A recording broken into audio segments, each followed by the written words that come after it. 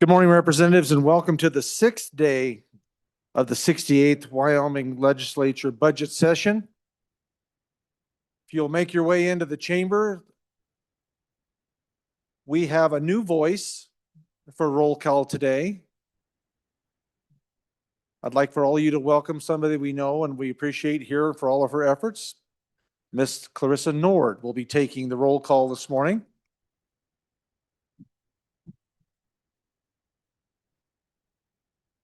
Miss Nord, call the roll. Good morning. Convening roll call for the sixth day, February 16th, 2026. Alamand, Andrew, Angelos, Banks, Bear, Brady, Bratton,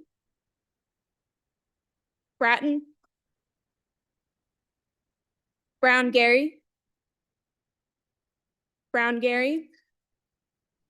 Brown Landon, Byron, Campbell Elisa, Campbell Kevin, Chestick,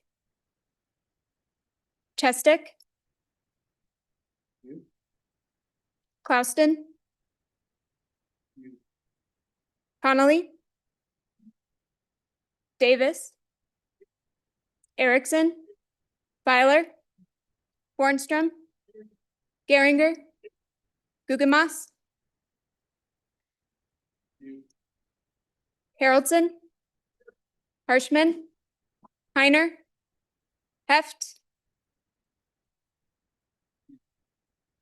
Jarvis, Johnson, Kelly, Knapp, Larson Lloyd, Larson JT, Lawley, Lean, Locke, Lucas, McCann,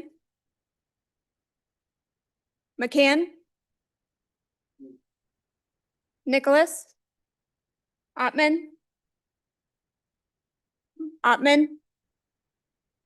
Pendergraft, Posey, Provenza, Briggins, Rodriguez Williams, Schmid, Sherwood, Singh, Smith, Storer, Strock, Stivar, Tarver, Thayer,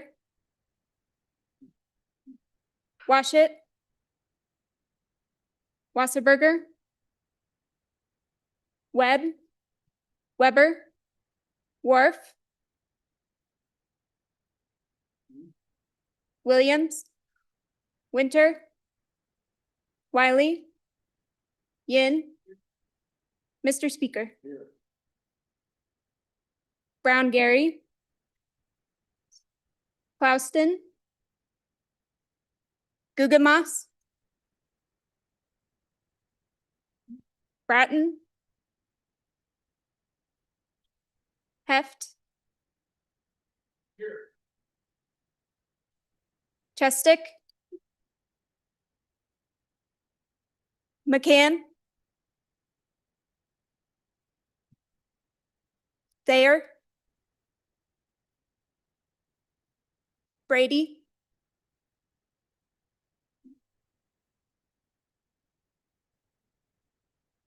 we can leave it.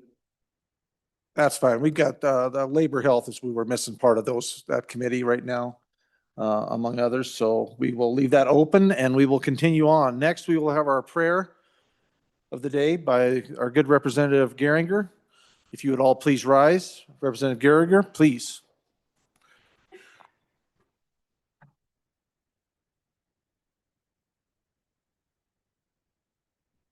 Thank you, Mr. Speaker. I'll start out with in 2 Chronicles chapter 1, when King Solomon was stepping into his role, he went before God and asked, "Give me wisdom and knowledge that I may lead this people."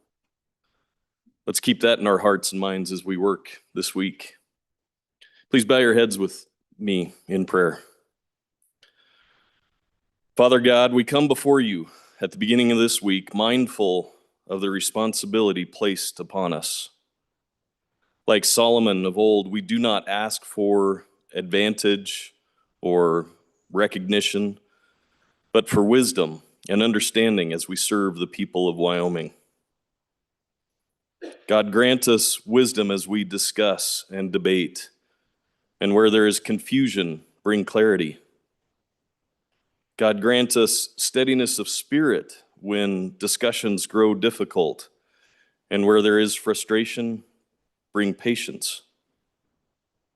And God, grant us humility to recognize that as individuals, we do not have all the answers. And where there is division, remind us that we serve many people in one great state. May our work reflect integrity, courage, and a sincere desire to do what is just and what is wise. We ask for your guidance over this body and over this great state. In Jesus' name, I pray. Amen. Amen. Thank you, Representative Geringer. Fellow members and guests, please join me in the salute to our flag.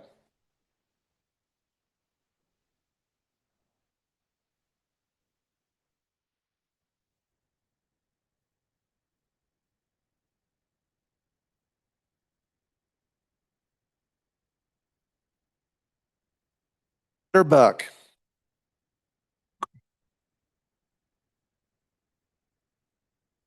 Take these few moments for the rest of the folks to get back from their committees. And so greet each other, enjoy a handshake.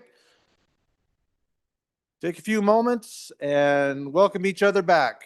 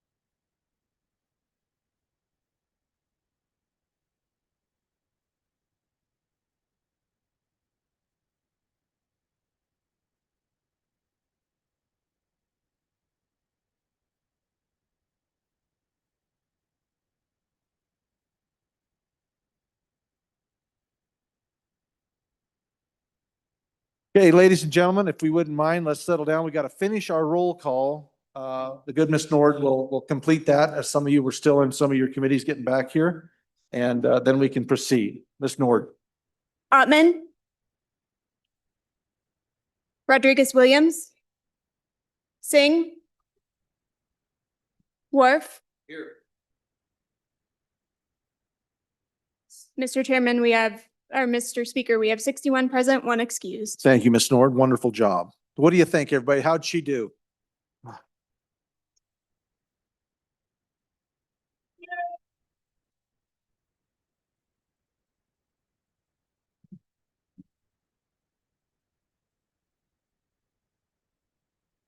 But no one can replace our Chief Clerk Talbot. Just, you got to say that. But thank you. Okay, Journal Committee report. Reading Clerk. Your Journal Committee reports that the Journal of February 13th, 2026 has been read and recommends that it be approved. Representatives Jarvis and Posey. Thank you, Reading Clerk. Our doctor of the day is Brian Dugas, MD, and the nurse of the day is Janine Niemoller, RN, MS, BC. They are in the back of the house. If they'll step up and give us a wave.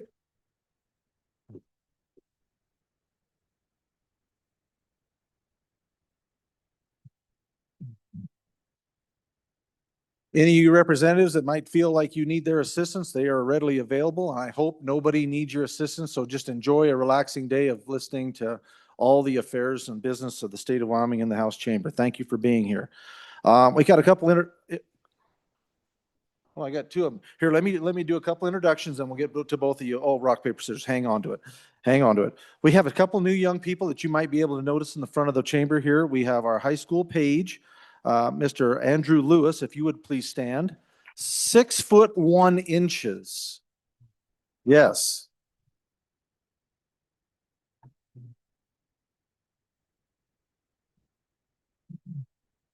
You will see more of Mr. Page through the course of the week. And the other one here, our bookend pages, our guest page for the day is Mr. David Wiggum from Cheyenne also. So Mr. Wiggum, thank you for being here.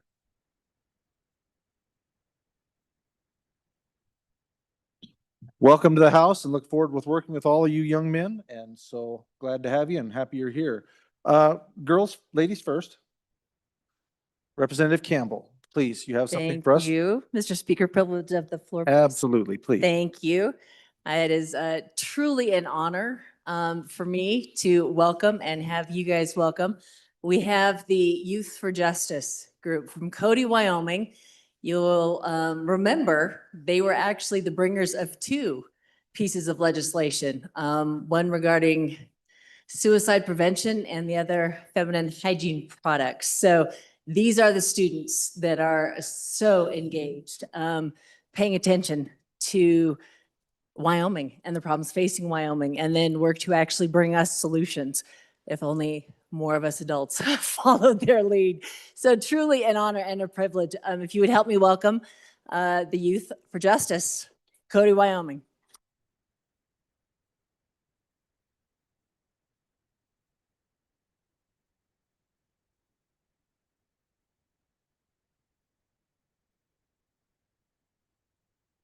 Thank you, young people, for being here and welcome to the House. Glad to have you with us this morning. Representative Filer. Oh, I'm sorry. Good morning, Representative Conley. How are you? Good morning, Mr. Speaker. Privilege of the floor. Absolutely. Please proceed. All right, well, it's my privilege. Some of you know my sister, but it's my privilege to let you all know that my sister, Carolyn Fox, is up there in the gallery. That is not me. I will be on the floor. However, I just didn't want you to start getting us mixed up. So, well,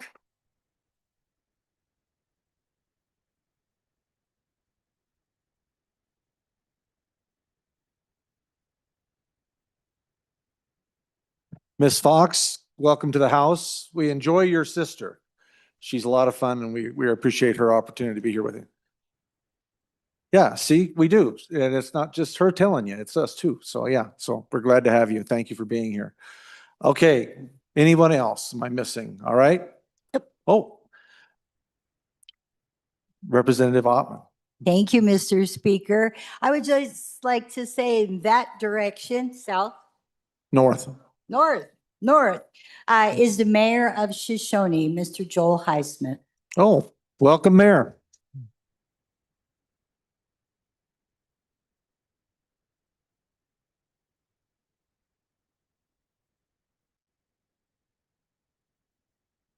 Thank you for being here, Mayor. You obviously have people you can trust at home. It will still be there when you get back, the city of Shoshone. Glad to have you. All right, anyone else? I don't want to miss any of the ladies. All right, Representative Filer, do you have something for us? Thank you, Mr. Speaker. Can I have a quick privilege? You certainly may, if they don't All pull right. you down. Here we go. This is a good one. Anybody believe that? Anybody believe that? Like one can like what? I know I can tell you right now, Representative Kelly is listening right now and he cannot wait. But how do 37 mathematicians board a bus with only 36 seats? Ha, got y'all, huh? They carry the one.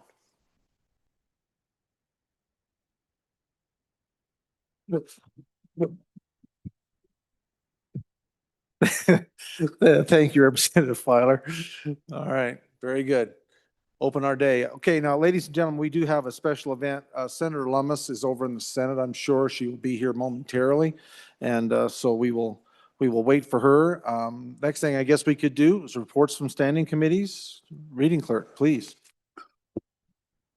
House Bill 16, sponsored by Blockchain, Secretary of State, expedited filings, and act relating to the administration of government. Mr. Speaker, your committee number 7, Corporations, Elections, and Political Subdivisions, to whom is referred House Bill 16, Secretary of State, expedited filings. Respectfully report, same back to the House with the recommendation that it do pass with the following amendments. Ayes. Representatives Brown, Heft, Johnson, Knapp, Locke, Lucas, Webb, Weber, Yin. Representative Knapp, Chairman. This bill was re-referred to Committee Number 2, Appropriations. Mr. Speaker, your Committee Number 2, Appropriations, to whom is referred House Bill 16, Secretary of State, expedited filings. Respectfully report, same back to the House with the recommendation that it do pass. Ayes. Representatives Alaman, Angelos, Bear, Haroldson, Pendergraft, Sherwood, Smith. Representative Sherwood, Vice Chairman. House Bill 95, sponsored by Representative Haroldson. Concealed carry, colleges and universities, an act relating to weapons. Mr. Speaker, your Committee Number 2, Appropriations, to whom is referred House Bill 95. Concealed carry, colleges and universities. Respectfully report, same back to the House with the recommendation that it do pass. Ayes. Representatives Alaman, Angelos, Bear, Haroldson, Pendergraft, Smith. Noes. Representative Sherwood. Representative Sherwood, Vice Chairman.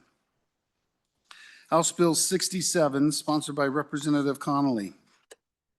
Eligibility for veterans property tax exemptions amendments, an act relating to taxation and revenue.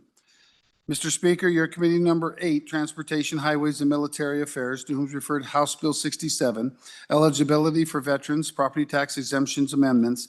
Respectfully report, same back to the House with the recommendation that do pass with the following amendments. Ayes. Representatives Banks, Brown, Geringer, Larson, McCann, Posey, Tarver, Wiley. Excused, Representative Nicholas. This bill was re-referred to Committee Number 2, Appropriations. Mr. Speaker, your Committee Number 2, Appropriations, to whom was referred House Bill 67, eligibility for veterans property tax exemptions amendments. Respectfully report, same back to the House with the recommendation that do pass. Ayes. Representatives Alaman, Angelos, Haroldson, Pendergraft, Sherwood, Smith. Conflict, Representative Bear. Representative Angelos, Vice Chairman. House Bill 90, sponsored by Representative Strzok. State Engineer, Consumptive Water Use Study, an act relating to water. Mr. Speaker, your Committee Number 5, Agriculture, State and Public Lands and Water Resources, to whom is referred House Bill 90, State Engineer, Consumptive Water Use Study. Respectfully report, same back to the House with the recommendation that do pass with the following amendments. Ayes. Representatives Banks, Fornstrom, Johnson, Ottman, Provenza, Schmid, Strzok, Winter. Noes. Representative Davis. Representative Winter, Chairman. This bill was re-referred to Committee Number 2, Appropriations.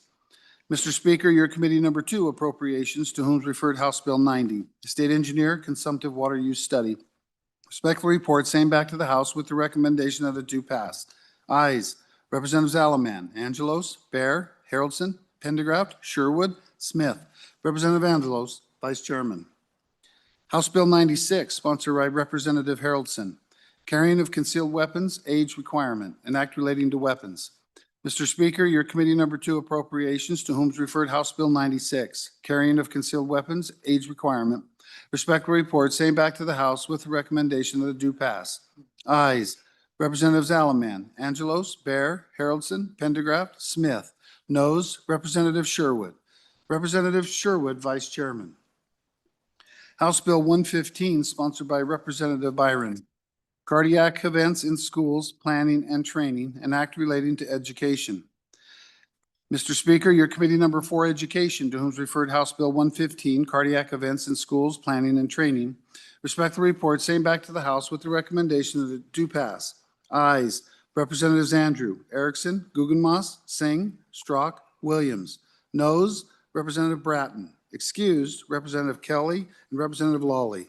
Representative Andrew, Chairman. This bill was re-referred to committee number 2, Appropriations. Mr. Speaker, your committee number 2, Appropriations, to whom is referred House Bill 115, cardiac events in schools, planning and training. Respect the report, same back to the House with the recommendation that it do pass. Ayes. Representatives Alaman, Angelos, Bear, Haroldson, Pendergraft, Sherwood, Smith. Representative Angelos, Vice Chairman. Senate File 2, sponsored by Management Council, Legislative Budget, an act relating to appropriations for the legislature. Mr. Speaker, your committee number 2, Appropriations, to whom is referred Senate File 2, Legislative Budget. Respect the report, same back to the House with the recommendation that it do pass. Ayes. Representatives Alaman, Angelos, Bear, Haroldson, Pendergraft, Sherwood, Smith. Representative Angelos, Vice Chairman. Thank you. Reading clerk. We don't have any unofficial business. Yep, we did the journal report. She's still on her way. Oh, Representative Wharf, please,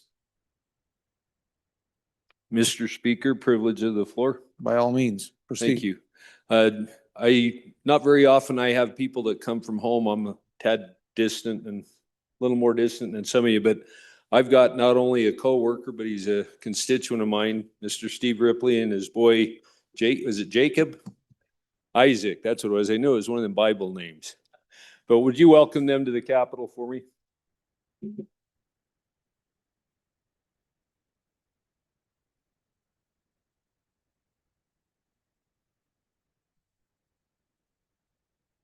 Good morning and welcome to the House. Glad to have you. Okay, any other members have any privileges or anything like that? Otherwise, we can go on to Senate files on first reading. I guess we're still hanging fire until the good Senator Lamas gets here. So reading clerk, go ahead. Let's get those read in and get that out of the way. Moving ahead.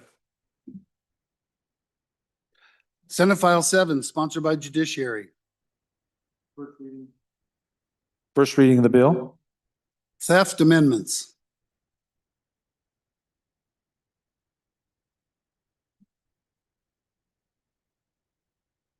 Is there a mark on that? Do I have that list?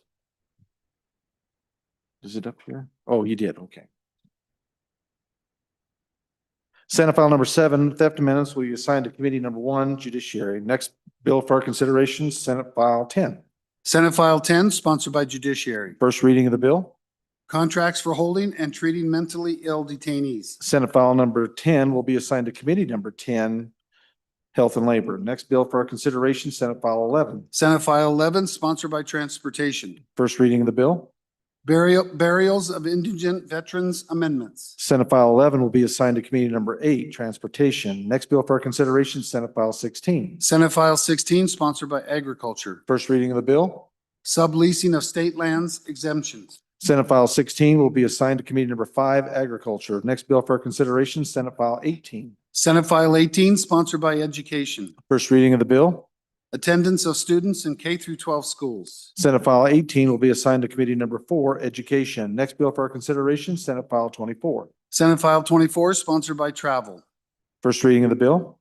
Lottery tickets, acceptance of debit card payments. Senate file number 24 will be assigned to committee number 6, TRW. Next bill for our consideration, Senate File number 31. Senate File 31, sponsored by corporations. First reading of the bill. Uniform Mortgage Modification Act. Senate File 31 will be assigned to our committee number 7, Corporations. All right, that's all of our Senate files. That's actually all I have in my drawer. So everything is out and headed to committees. So that is good.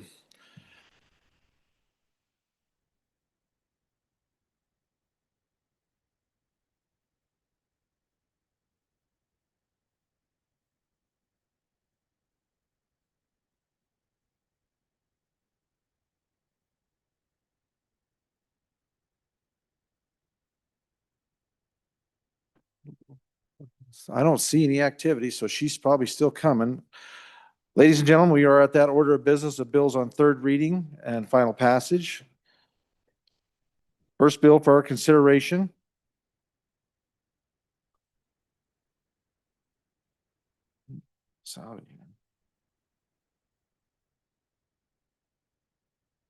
First bill for our consideration is House Bill 3. Read, clerk. House Bill 3, sponsored by Labor, Wyoming Pregnancy Centers, Autonomy and Rights, an act relating to public health and safety being enacted by the Legislature of the state of Wyoming. We have amendments. First amendment to House Bill 3, first amendment on third reading. Representative Yin. Please. Mr. Speaker, thank you. I move third reading amendment number 1 to House Bill 3 and ask for your favorable consideration. So members, during our committee, the whole conversation, we talked about these pregnancy centers and we talked about threats that were levied against them and risk of violence. And frankly, the bill as written doesn't do anything to protect them from threats or risks of violence. We actually had a bill in 2024 that would have covered healthcare workers having threats made against them. And so I bring before you an amendment to actually solve a problem, right? We heard about threats. The bill as written doesn't solve any problems because government's not going to hinder these pregnancy centers. What is going to hinder all healthcare workers is folks making threats against them, having a chilling effect on wanting to provide services at all. So with that, I bring before you third reading amendment number 1 to House Bill 3 and ask for your favorable consideration. Thank you, Mr. Speaker. Thank you, Representative. And anyone would like to speak in opposition? Representative Williams, first time. Thank you, Mr. Speaker. Unopposed to the amendment body, this essentially is an attempt to resurrect a bill that's failed multiple times during past sessions over and over and embed it into a bill that is more narrowly focused. I urge a no vote. Thank you, Representative. Representative Brown, Chairman Brown, first time. Thank you, Mr. Speaker. On and for the amendment, and ladies and gentlemen, I believe it was just last year, maybe it was 2 years ago, we actually did a very similar amendment, but it was actually, as the other good chairman just mentioned, it was another bill that focused on jurors and judges because of the amount of violence that was going after judges and jurors. We wanted to make sure we protected our judges and jurors. And so we made it a felony. We had the Judiciary Committee came out and brought a pretty awesome bill that protected those jurors and judges from those types of violent acts. Last year, I brought a bill very similar to this that just wanted to study it, frankly. Just actually, was this a problem that we have? And what I'll tell you, ladies and gentlemen, is I happen to work for a healthcare system here in this city, right across the way here. If you look out behind the speaker here, and there's nurses and doctors and cardiologists, cardio techs and CT techs and all types of people constantly, every single day, are threatened, had stuff thrown at them, all this type of stuff. Now, this bill is talking about pregnancy centers, but I think this is a perfect example of, we talk about healthcare workers, it's all encompassing. And so I appreciate the minority floor leader bringing this amendment, because this actually makes really good sense that if we're going to protect some healthcare workers, we need to make sure we protect them all. And so I appreciate the way that this particular amendment was drafted. It does encapsulate all healthcare workers. It encapsulates all those that we're talking about in this bill, as well as others. So I appreciate the sentiment on this, and I'm going to be voting in favor, and I would ask you to as well. Thank you, Representative Brown. Representative Provenza, your first time. Thank you, Mr. Speaker. I guess one of my questions for the bringer of the amendment is, you know, this is protecting healthcare workers, but my understanding is that there's no regulation as to who's working in these pregnancy centers, these clinics, that anybody can give an ultrasound, which puts women at risk because they're getting an ultrasound from someone that they think is a healthcare provider, but is not a healthcare provider and can't tell them that their pregnancy is at risk of potentially harming them. And they might need some medical attention. So my question is, are we protecting people that aren't healthcare workers in our fake clinics with this amendment? Or is there any protection in here for women at all? Thank you, Representative. Any other member would like to speak on the amendment? On the amendment. Representative Connolly, on the amendment. Thank you, Mr. Speaker. I think this is a good way to get this bill passed. I know we have some of these facilities up in the northern part of the state, and it's a very good facility, and it does really help women. And so I would like to see this amendment passed because I think it just makes the bill better. Thank you. Thank you, Representative. Any other members for their first time? Representative Guggenmoss. First time. Thank you, Mr. Speaker. On and against the amendment, it kind of misses the whole point of the bill in that the bill focuses on these pregnancy centers being attacked by governmental entities, not private people here. So it kind of misses that mark that the bill is addressing. So on and against. Thank you, Representative. Representative Ottman for your first time. Thank you, Mr. Speaker. On and against the amendment for the reason that it's very broad. I don't see where it's specific enough to be effective. But the other thing I want to say, since we're bringing up rhetoric, is that to say that they're people that get ultrasounds are not trained is absolutely not true. It is not true, hasn't been true. Everybody's trained and they're registered nurses. So thank you. Representative Jarvis for your first time. Thank you, Mr. Speaker. And it's more just a clarifying question on if we're correct and people are in fact able to have the certifications needed, why is this body only willing to protect or isn't willing to protect government entities, but would allow private citizens to do this to human beings? Any other members? First time on the amendment. Representative Harshman, your first time. Thank you, Mr. Speaker. Just a question for the bringer of the amendment. Just maybe you could go through that amendment and outline. As I read through the bill, I don't think you really delete much of the bill. I guess when I first saw this amendment this morning, I thought, wow, he's trying to delete the whole bill and reinsert. But as I read the amendment, I don't think you, and I guess I'd like that clarified for me and maybe the body. I don't think you delete anything. That's more of an addition, I think. I guess we could clarify that on our second round. Thank you, Mr. Speaker. Thank you, Representative. Any others on the amendment for their first time? Seeing none, second time. I have Rodriguez-Williams, Brown, Landon, Provenza, Connolly, Guggenmoss, Ottman, Jarvis, and Harshman that may speak a second time. Representative Rodriguez-Williams, you want your second go around? Please. Thank you, Mr. Speaker. Again, I urge the body to resist this amendment, reject the amendment, look back at the original intent of the bill. The focus of this bill is to prohibit the state and government entities from adopting any law, any rule, or policy that targets specifically pregnancy centers for oversight or regulation.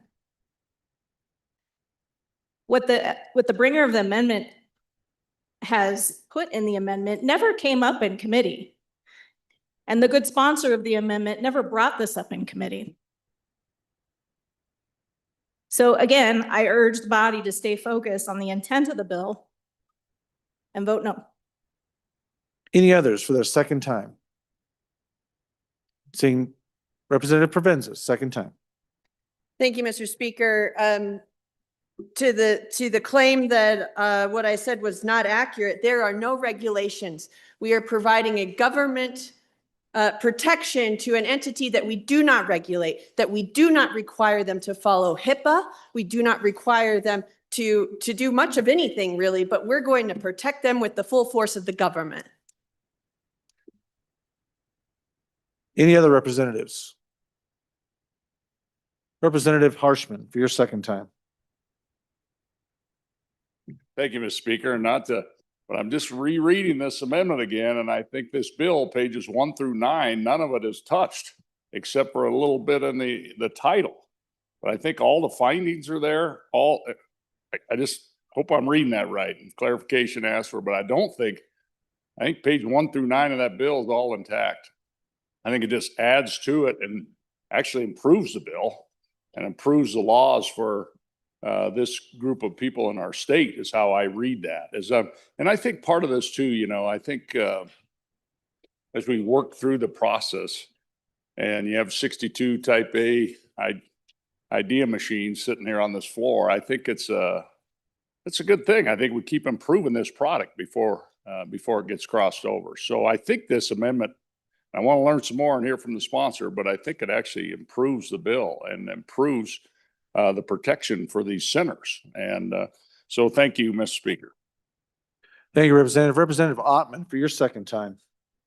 Thank you, Mr. Speaker. And once again, these centers run under a medical license, so they do have requirements. So to say that they are not responsible, not all 501c3s have a lot of government regulations, some do, but these are regulated under bylaws and under a medical license. So. Any other members before I take it back to the bringer? Seeing no one, Representative Yen, please. Mr. Speaker, thank you. And to respond to the question from the good representative from county number 1, I'm not going to repeat the rest of that everyone brings in their head when they think of that. But just to answer that, correct, he's correct. I don't delete anything from the bill. The idea isn't to gut the bill. The idea is to say, I want to be responsive to what I heard in committee of the whole and in committee that 1, there are threats from private individuals. We talked about these lists, and that number 2, okay, if we're going to say that there are actually threats, then let's do something about that, because that's not what the bill language currently does. The bill doesn't respond to threats. All it does is restrict government entities. In number 3, it's specific to healthcare providers. So on line 22, there's a definition for healthcare providers. It refers to our actual definition for healthcare providers.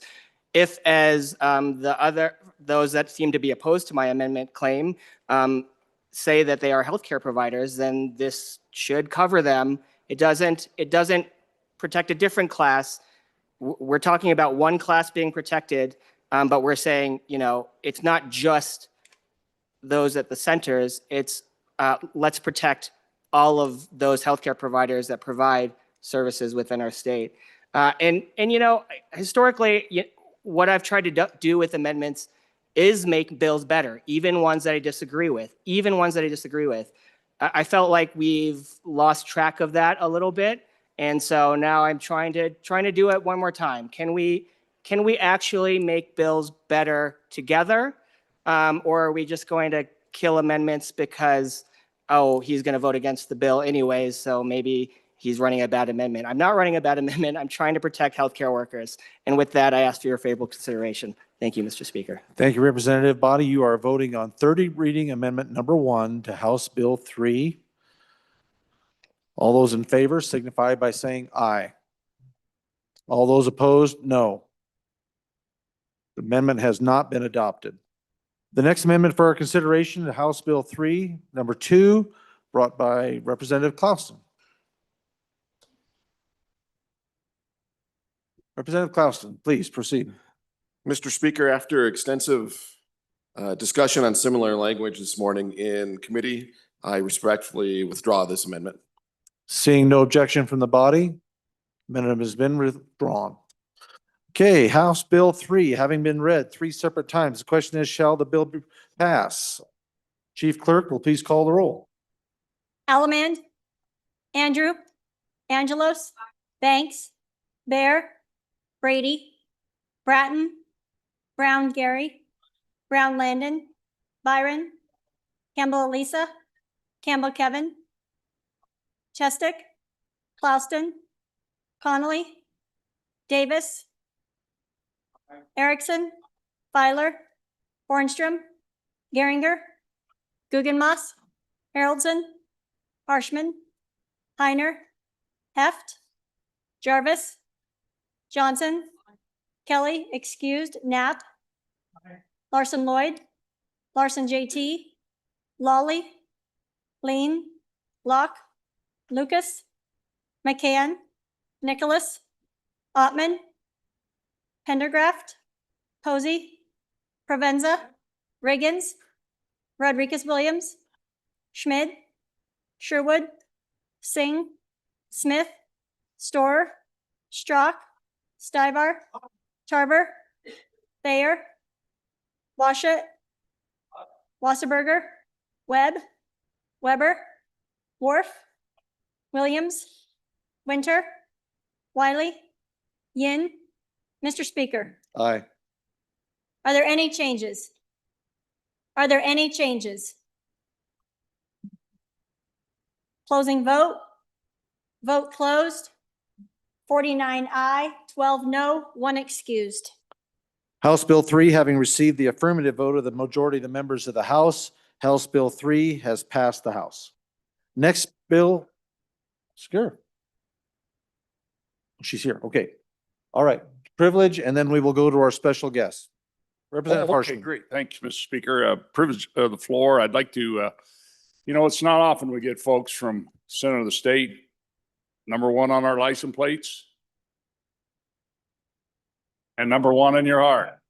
Now, the history of that, of course, 1937, we used to change that every year. And then in 37, we said, quit changing that. It's based on county's assessed valuation. And of course, that was Salt Creek oil field back in the day, largest oil field in the world. If we were doing that today, we would be probably Campbell would have a number 1, or maybe Teton be 1, 2, Sweetwater would be in there as well. But let's go back to 1937, number 1 in your heart.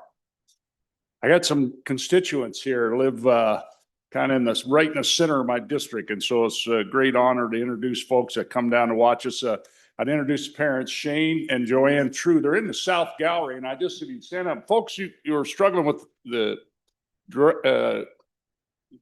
directions in this lobby. Just remember that the sun always comes up in the east, and it always comes up on the House of Representatives. The sun always rises on the House. I won't repeat the rest of it where it sits. Okay.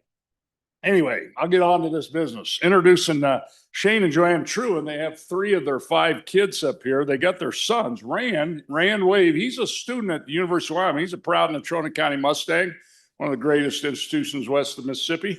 He's at the University of Wyoming, and he has the day off with the federal holiday today. And then his younger brothers, they attend St. Anthony's School, Tri-Parish School in Casper, Finn and Reagan. So please give them, and their sister Delaney is actually the weekly page down in the Senate this week, if you make your way down there. So give them a nice warm welcome to the House.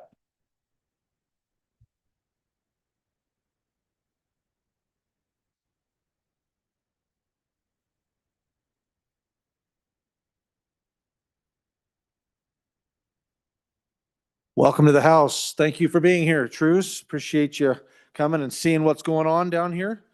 Okay, ladies and gentlemen, it is a great honor and privilege to welcome back Senator Cynthia Lummis to the Wyoming Legislature. Prior to being elected to the U.S. Senate, she served 8 years in the U.S. Congress and 14 years in the Wyoming Legislature and 8 years as Wyoming's State Treasurer. She is currently a member of the Environment and Public Works Committee, Commerce, Science, Transportation Committee, and Banking, Housing, and Urban Development Committee. Please help me in welcoming our Senator Cynthia Lummis.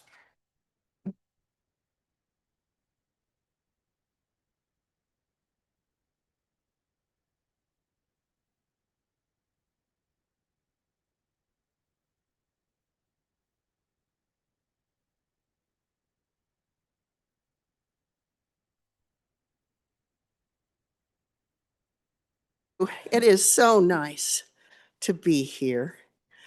Mr. Speaker, Mr. Speaker, for the last time, may I have the privilege of the floor? Yes, you absolutely may. Please proceed. Thank you, Mr. Speaker. I served 12 years in this body. It's where I grew up, basically. It's where I met my husband and most of my lifelong friends, some of whom are still here. God bless you. And you gave me the privilege, my old law school partner, Bob Nicholas, we went to law school together at University of Wyoming. Dear friends in this room, thank you for your work. Thank you for what you're doing for Wyoming.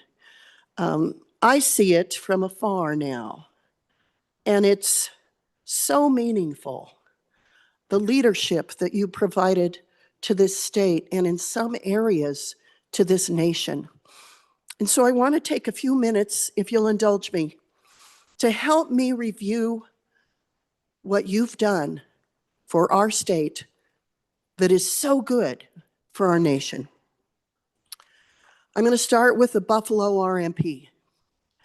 We were able to reverse a very negative effect on Wyoming that will provide opportunities for coal mining, coal jobs, and for energy for this nation.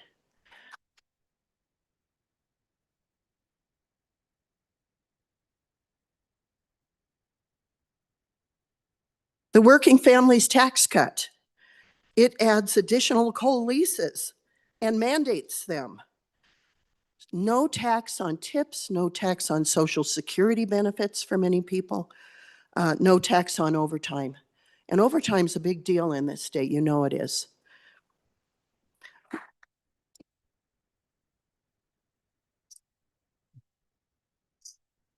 We locked in some timber contracts that will prevent some of these catastrophic wildfires that we've experienced while our nation's timber has gone up in flames. And we raised the estate tax exemption for businesses, farmers, and ranchers. So hopefully you can keep the family in the family ranch and farm.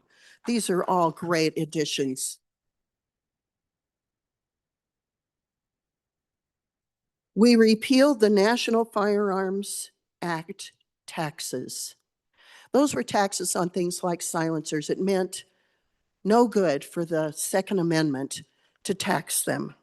That's been done. It's been accomplished.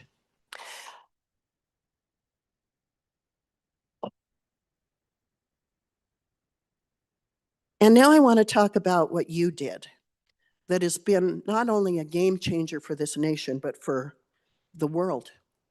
And that is this legislature initiated the global leadership on digital assets.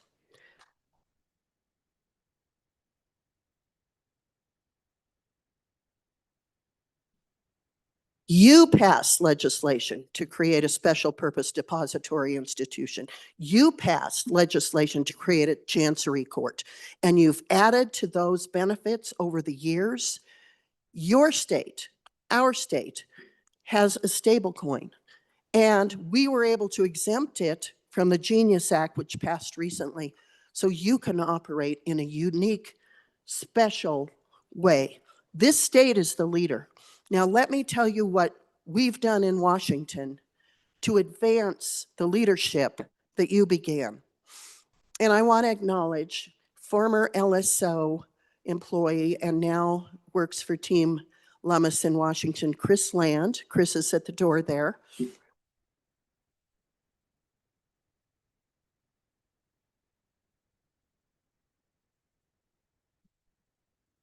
Chris drafted the legislation that Senator Kirsten Gillibrand of New York and I have carried to create a market structure for digital assets, helping determine what is a security, what is a commodity, and how they should be governed, how they should be managed to protect consumers, but to make sure that the United States is the leader in blockchain and digital asset technology.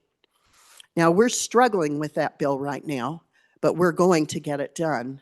And it's because Chris Land has worked tirelessly, endlessly, negotiating over the stablecoin bill, the Genius Act, and tirelessly and endlessly over the market structure bill.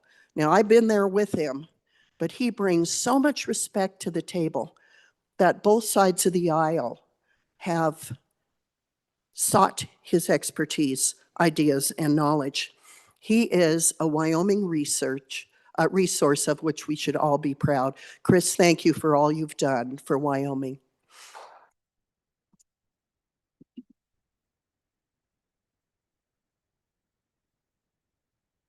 And among the things we've accomplished because of your work is attract a world-class digital asset company, Kraken, to make its world headquarters here in Wyoming. And I get the privilege, thanks to Kraken, to announce today that Kraken will provide to every single child born in Wyoming in 2026 a Trump account.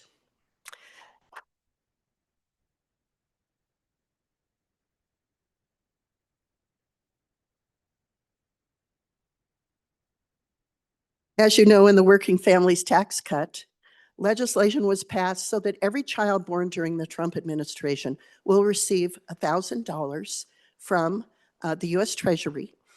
It will be invested for them, and it will be available to them when they're 18 years old to buy a house or go to college or go to a trade school. And if they choose to leave it for their retirement, it will grow throughout their lifetime. And we can invest in it as parents, as neighbors, as nonprofits, and in the case of Kraken, a great additional investment to those children that are born this year in Wyoming. Thank you, Kraken, for your commitment to our state and for your investment in our children.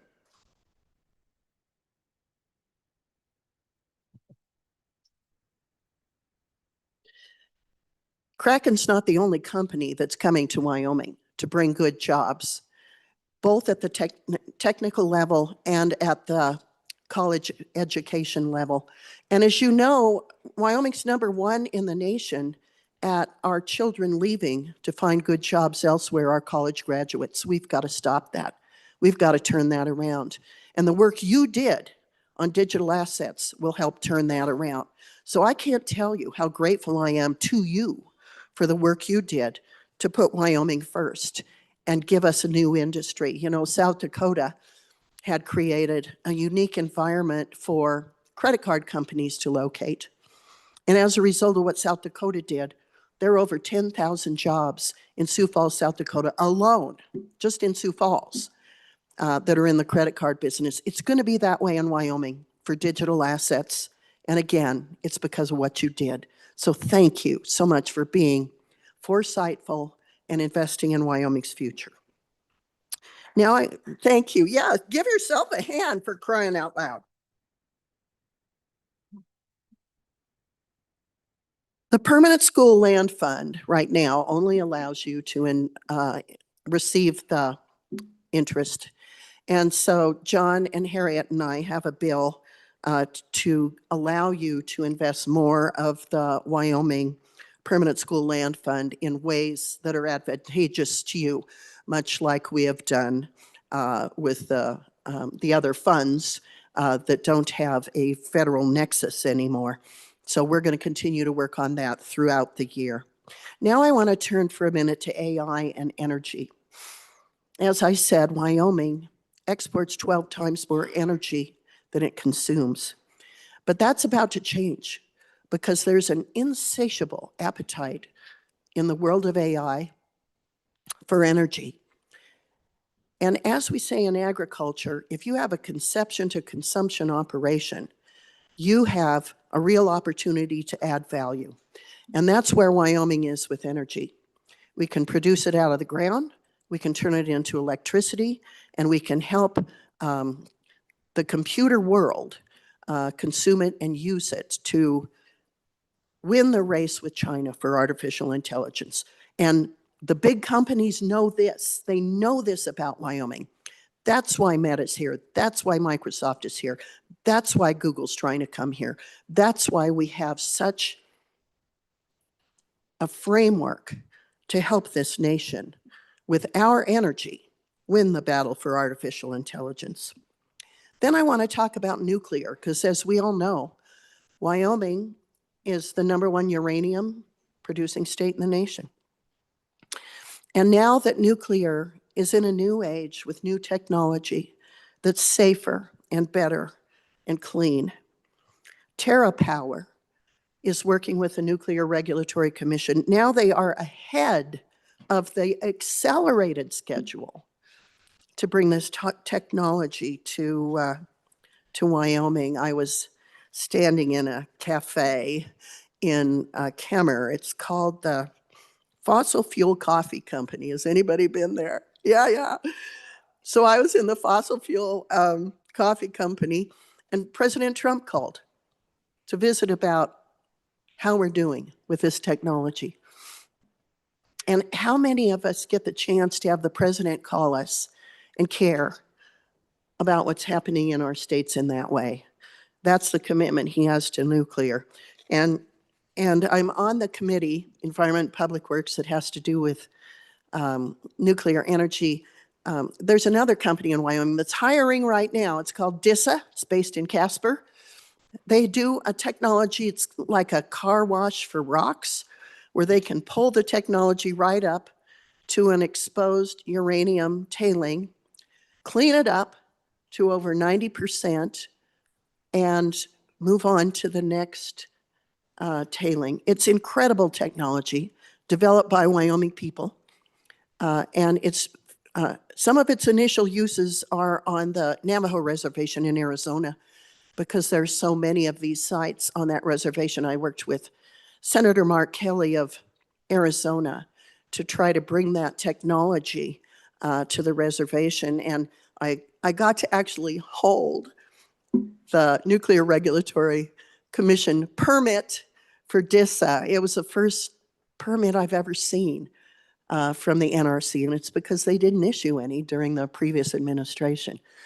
This is a game changer for Wyoming, for our nation, and our ability to produce more energy, and I'm so proud of Wyoming's role in that.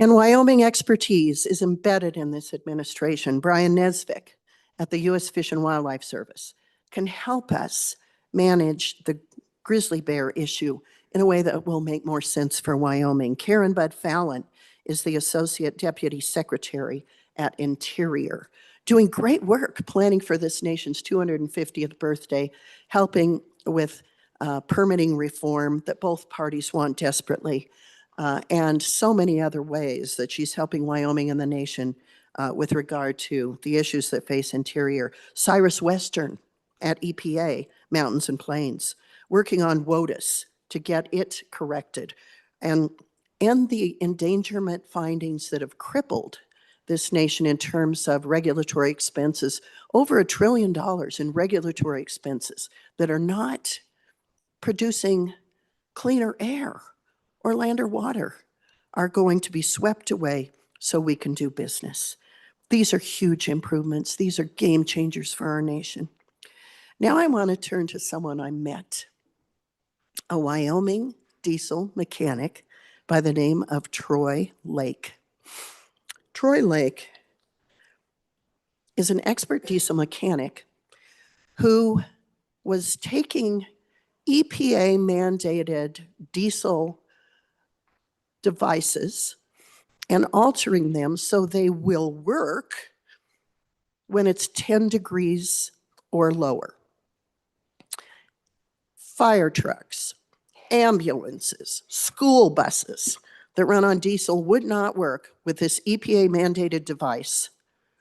And he fixed them so they would work. And for that, he went to federal prison for 7 months. And this is a regulation, not a law. Not a law.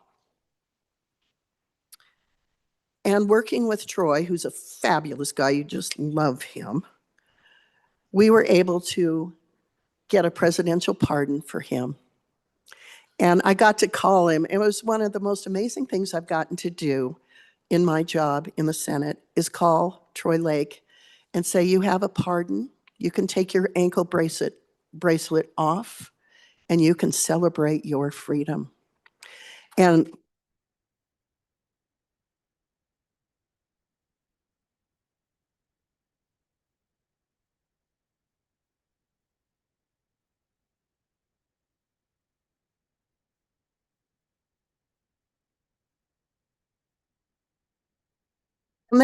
that's just one of the many reasons that I want to thank you for the great privilege of representing you in the United States Senate, for working with you to help Wyoming grow, be stronger, better, have more employees, have unbounded opportunity. Thank you for your leadership. I also want to thank my staff, many of whom are from Wyoming. Martha Wilson's in the back of the room. Many of you have worked with her. You saw Chris Land, Joe Jackson, who's from here in Cheyenne. Steve Farkas, where are you? He's up in the gallery. Of course, he's from Cheyenne. He's done amazing work on growing our economy, creating jobs, bringing businesses, consulting with major employers. My state director, Jackie King. Oh, Kathy's here too. You know, Kathy is amazing. She was the brainchild behind founding the annual meeting that the communities have to help put their best foot forward regarding federal grants. It's been a game changer for the communities. And Kathy, thank you for that. Jackie King is our state director, has done amazing work. Anybody else from the gang? Oh my gosh, you're all here. Oh, we've got Star Valley, Riverton, Casper, Cheyenne, and Cody represented here in that gallery by those great women who have helped your veterans and helped with Social Security and helped me get around the state and attended hundreds of hours of meetings in your community to help the people who live there. Thank you, thank you. This team is amazing.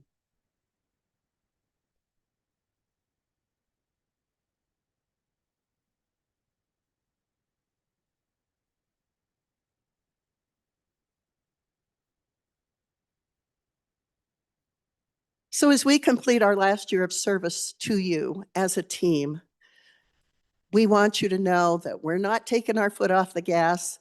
We are going to keep pedaling the bicycle as fast as we can to benefit Wyoming. We're proud of you. We're proud of the work we've done. And we want it just to be the beginning of great things for Wyoming, for our jobs, for our children, for our economy, for our college graduates, for our technical school graduates, for our kids who graduate from high school and stay here because they have good jobs in their communities, so they can raise their families here, so they can love this state like I do, like you do. This really is the last best place. It is. I've been everywhere. I've been to all 7 continents. I've been to the South Pole recently. This is the last best place. This is where we can build a society that matches the scenery. And you're the leaders of that right now. So thank you for your work. Thank you for allowing me to serve you in Washington. God bless you. God bless Wyoming. And God bless the United States of America. Thank you.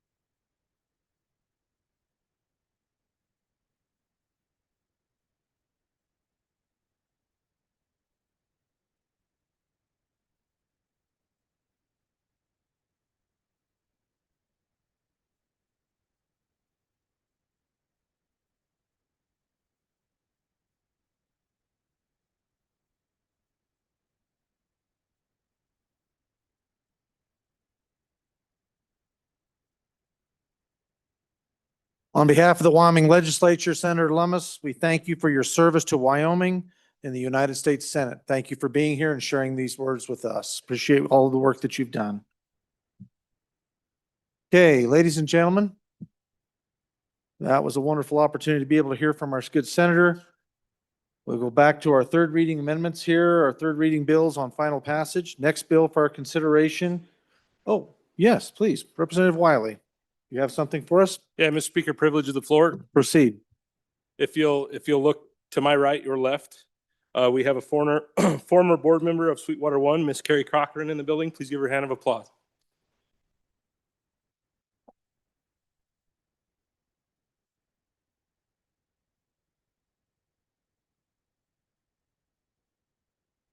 Welcome to the House. Glad to have you. Thank you for being here. All right, ladies and gentlemen, we are working on the next bill for our consideration. Oh, we got another one. Hey, sorry. Representative Webb, please, you have something for the body. Mr. Speaker, privilege of the floor, please. Please proceed. With Ms. Cochran is a Lyman resident and an attorney here in the state of Wyoming that works with Goldwater Institute. Mr. Parker Jackson, I'd like to welcome him.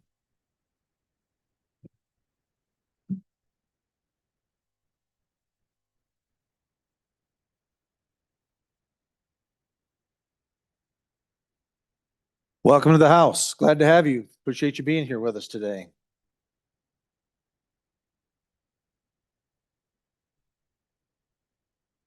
Okay, ladies and gentlemen, any other privileges? Any other privileges? Maybe I have one. I'm not sure. Is that? If Dane's up there having waved, yep, them are my people. Okay, ladies and gentlemen, get ready to stretch your legs one more time. I'd like to introduce you to an incredible group of young people that drove all the way down here from Moorcroft, Wyoming this morning. This is the senior class of the Moorcroft High School. There are 29 members up there. Yeah, please stand up, ladies and gentlemen. And the folks up here, this is the senior class, 2026, 29 students, chaperoned by Dane Weaver, Melissa Buckmiller, and Heather Taylor. They have driven down here today, and I'm going to give the mic here shortly to my good speaker pro tem, and we're going to go look at the Capitol Dome. And so I just want to welcome all these young people. Welcome to the House.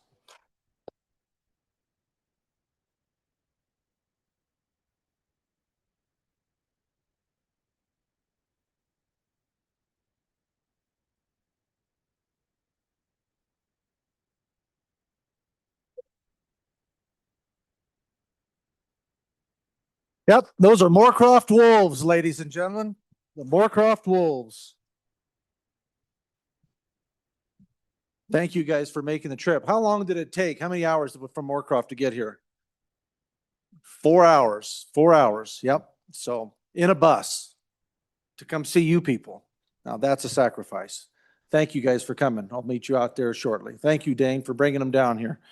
All right, let's finish up our bills unless someone else has something on third reading. Next bill for our consideration is House Bill 36. House Bill 36, sponsored by Appropriations. Forestry Conservation Program Wildland Fire Module, an act relating to the state forester being enacted by the legislature of the state of Wyoming. We have amendments. Representative Connolly, please. Thank you, Mr. Speaker.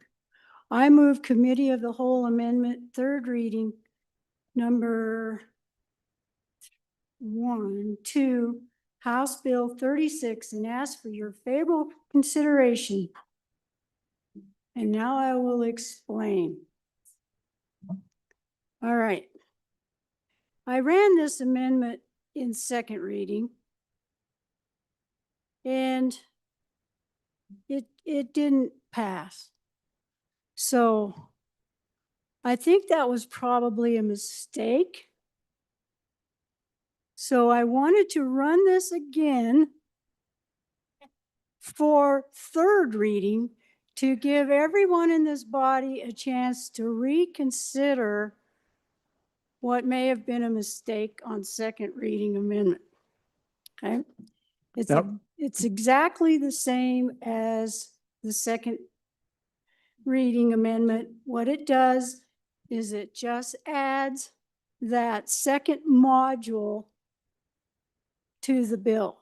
And the reason we need this second module, to me, just a way to describe it to start with. I have a few other things to say about it, but Now, Representative Conley, I don't mean to break your train of thought, but I need you to do something for me. I need Okay. you to move third reading amendment number 1 to House Bill 36, if you would do that. You started the process, but we didn't hear the third reading amendment number or the bill, so. Okay, I will do that again. I move Committee of the Whole Amendment, No, third reading your amendment. third reading. There you go.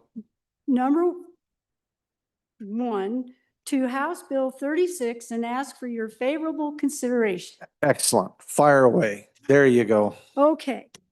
Now, back to my thought. And if you just have one of these modules, picture this, it's like having a bridge. You're building the bridge and you've got one half of the bridge already built, the one module. But that bridge isn't finished yet to get you where you need to be. So you need that second module to complete the bridge so that you can actually get to the whole intent of these two modules. So, and the reason why that bridge isn't complete yet is because, just for example, the last 2 years, Wyoming ordered 62 fire crews to support state and private fires. The state spent over $8 million on out-of-state fire crews. That's an average of $4 million per year. Also, the last 2 years, the Wyoming spent $2.5 million on fire leadership personnel helping to manage the fires. These modules will fill that fire leadership gap. They will also be working on fire mitigation year round. So when the thought comes up, well, we're not going to need all these guys because they're not going to be doing it. Yes, they're going to be doing things all year around. The more mitigation we have, the less fires potentially we could have.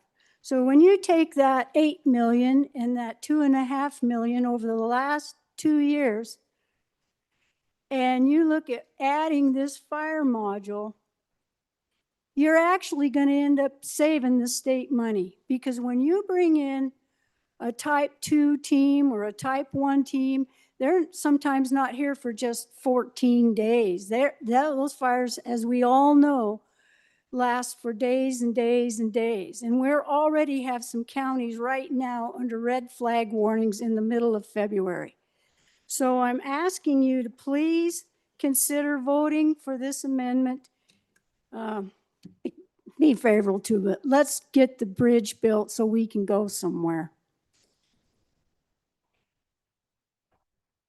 Thank you, Representative Connolly. Members, speak. Representative Erickson, please. Thank you, Mr. Speaker. I rise in support, overwhelming support, because of what we had happen in Star Valley this year with the Willow Creek fire. And a couple of reasons for supporting this so strong is that we had a non-Wyoming crew come in at the very end of that and made some very questionable decisions as to going forward, and bulldozed and closed access trails for lots of different things. And that was out of the prescription as to what needed to happen. And so if we would have had these Wyoming folks on there, I'm convinced that we would not have made those same decisions that were so detrimental to us. But coming back to the personnel that we could have there, we had this fire where it was significant and was approaching towards homes, resources, multiple ranchers, and their cattle happened to be mixed up in that fire at the time. And so it was definitely a danger to the folks in my district. And we luckily had act of God as well as other resources that we were able to bring in that helped tremendously. A tanker dumped right along Highway 89 and local crews. In fact, our fire department and others were able to be out there all night and keep that from jumping over the Highway 89. And so it's a huge part. And if we can go with Wyoming modules on this, I think it's a win-win. And, you know, we don't have to talk about it anymore. We're in some fire trouble.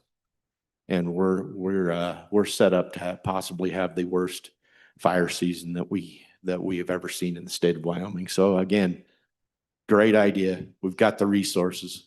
Let's open that up to where we can spend some of the Wyoming money, state money that could be earmarked towards that.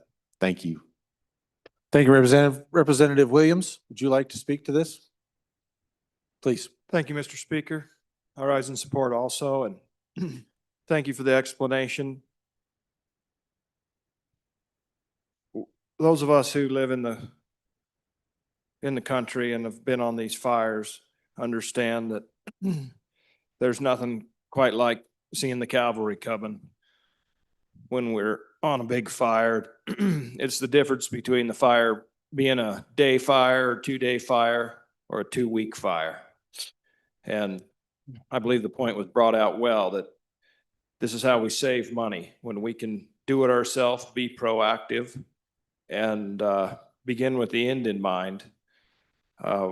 We have a better chance of getting ahead of these fires before they get out of hand. Please vote aye. Representative Heft, first time. Thank you, Mr. Speaker. It's not lost on me the need for fire suppression and fast emergency response. But I would push back just a hair in that we proceed with caution. I would like to see us build one really strong module, get the bugs worked out of it, and then build a second one. So I'm on and against for right now. Thank you, Representative. Representative Byron, please. Thank you, Mr. Speaker. Previous speaker from where the valley is Star, south of my wonderful district, was talking about a fire this fall. During that time, I've reminded this body I was on another fire 1 mountain range away. And in those 3 days, we had 3 more starts in that area, in a 100 square mile area. As we were fighting these fires, we just kept getting emails and seeing it on the websites that there's another one up this drainage and another one up this drainage. When our local resources, our local volunteer resources were already stretched extremely thin. Should have that been a few years ago when the east side of the state had a few massive fires, it would have been a very bad situation. Body, you are currently sitting in the people's house, and outside we have a red flag warning. Outside right now. It was mentioned that a few communities have red flags warnings. The entire eastern side, without a little bit of north part of it, but the entire eastern side of our state right now, as we sit here, is under a fire watch or a fire warning. I urge an aye vote on this amendment. I urge you to support it, and I recognize we want to do it right. These folks have dedicated their lives to training on this. A new module is not going to get new firefighters that just appear out of a fire college. These folks are going to come because they want to come save your communities. We can build these, we can build 2, we can do it well, and we can save your communities. I urge an aye vote. Representative Bear, first time. Thank you, Mr. Speaker. We defeated this amendment before. I urge you to defeat it again. It's all the same reasons, but I will point out that we have funded all the firefighting requirements and kept this state from burning up any more than necessary over the last couple of years where we've had record fires. We have refunded those accounts to prepare for those times. We also bought seats last session when we were in here. Now, you could argue that we should have a single engine air tanker in every community, but we don't need that. We need the right amount to fight the fires. Will it be more helpful to do this? We believe it will. That's why we spent all summer studying this as a committee. And we landed on the idea that it's best to develop this, make sure it works, and we'll probably end up with 4 of these at some point. But if you screw it up now, you won't end up with any. We'll kill it in the future. So I urge you to walk before we run. No on the amendment. Representative Stivar, first time. Thank you, Mr. Speaker. On and for this amendment. We need more firefighters in Wyoming. We had a fire south of town here where I was ordered to be ready to evacuate. And with the winds that are out here and how dry it is, I believe we need 2, one on this end of the state, one on the west end of the state. So on and for. Representative Larson Lloyd, first time. Thank you, Mr. Chairman. I too am in support of this amendment, and I think that there's always kind of a conflict when we look at the professionals that know how to deal with fighting fires and strategically where they should place the resources and able to respond in the most cost-effective and in preservation of property and life. Then, you know, it's not new that we then struggle on how to fund them. And so then we'll come back and for some reason we like to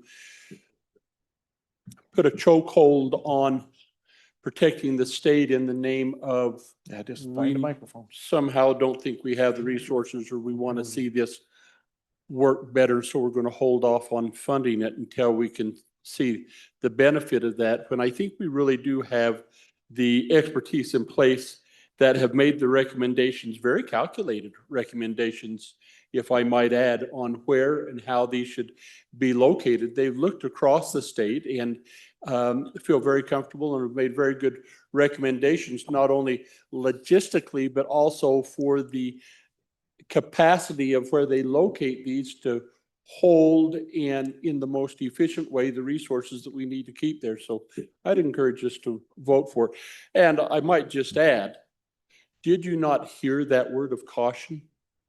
That maybe we made a mistake, and how can you ignore the authority of that individual in this body who we all have come to know and respect and know that when she makes such a note that we ought to listen to.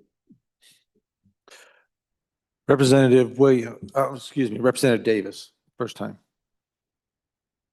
Thank you, Mr. Speaker. On and for this amendment, you know, you say proceed by cautious while we develop this. This isn't a new concept. This idea is out there. I think there's a blueprint already out there. All we have to do is address that, and I think we can be right there where we need to be. You know, you talked earlier, there was 4 hours for these students to drive here. Well, imagine if you were responding to someplace in the state and we had only one. This is a pretty big state for only 4 hours to be away from. So on and for the amendment. Representative Riggins, first time. Thank you, Mr. Speaker. I stand opposed to this amendment, not because it's not a worthy effort, because 2 things seem to happen. Whenever you get to, in my company, we would come up with these great ideas and assemble a big team, and then it took about a year to straighten them out.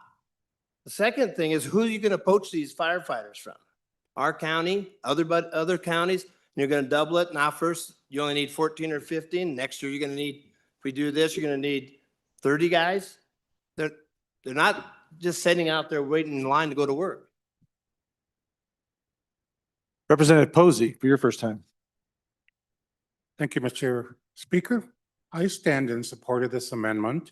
For those of us that was around in 1988, with the Yellowstone fires, obviously that was on federal land, but we've seen unprecedented fire behavior from that point till now, and it continues. And I think no matter amount of funding or efforts is going to get ahead of that, but I think I am totally supportive of this amendment and a second module because as the good representative mentioned earlier, we're in a fire warning right now as we sit in the chamber. Thank you, Mr. Speaker. Representative Lean, for your first time. Thank you, Mr. Speaker. I want to commend the committee that put this together and put it in front of us. It hasn't been done in the past. It hasn't been funded. And so let's take this one team, make sure that we implement the foundation and that we continue to build and grow on this so that we can get to the appropriate number of teams that we do need. So on and opposed to the amendment. Representative Wasserberger, please. Thank you, Mr. Speaker. I'm going to be speaking in opposition to this amendment. While I really appreciate the thought and intent of it being brought forward, our committee that oversees our budgeting, they gave the fire department everything that they asked for. So as of right now, I just don't see it being necessary to add more fuel to the fire at this time. Thank you. Representative Clausen, first time. Thank you, Mr. Speaker. This summer in testimony, the Firefighting Association asked for 4 of these modules. The governor recommended 2. I think that's a great compromise. I do want to thank the committee that looked at the budget all summer for their work on this and the other firefighting efforts. I think they did a really good job.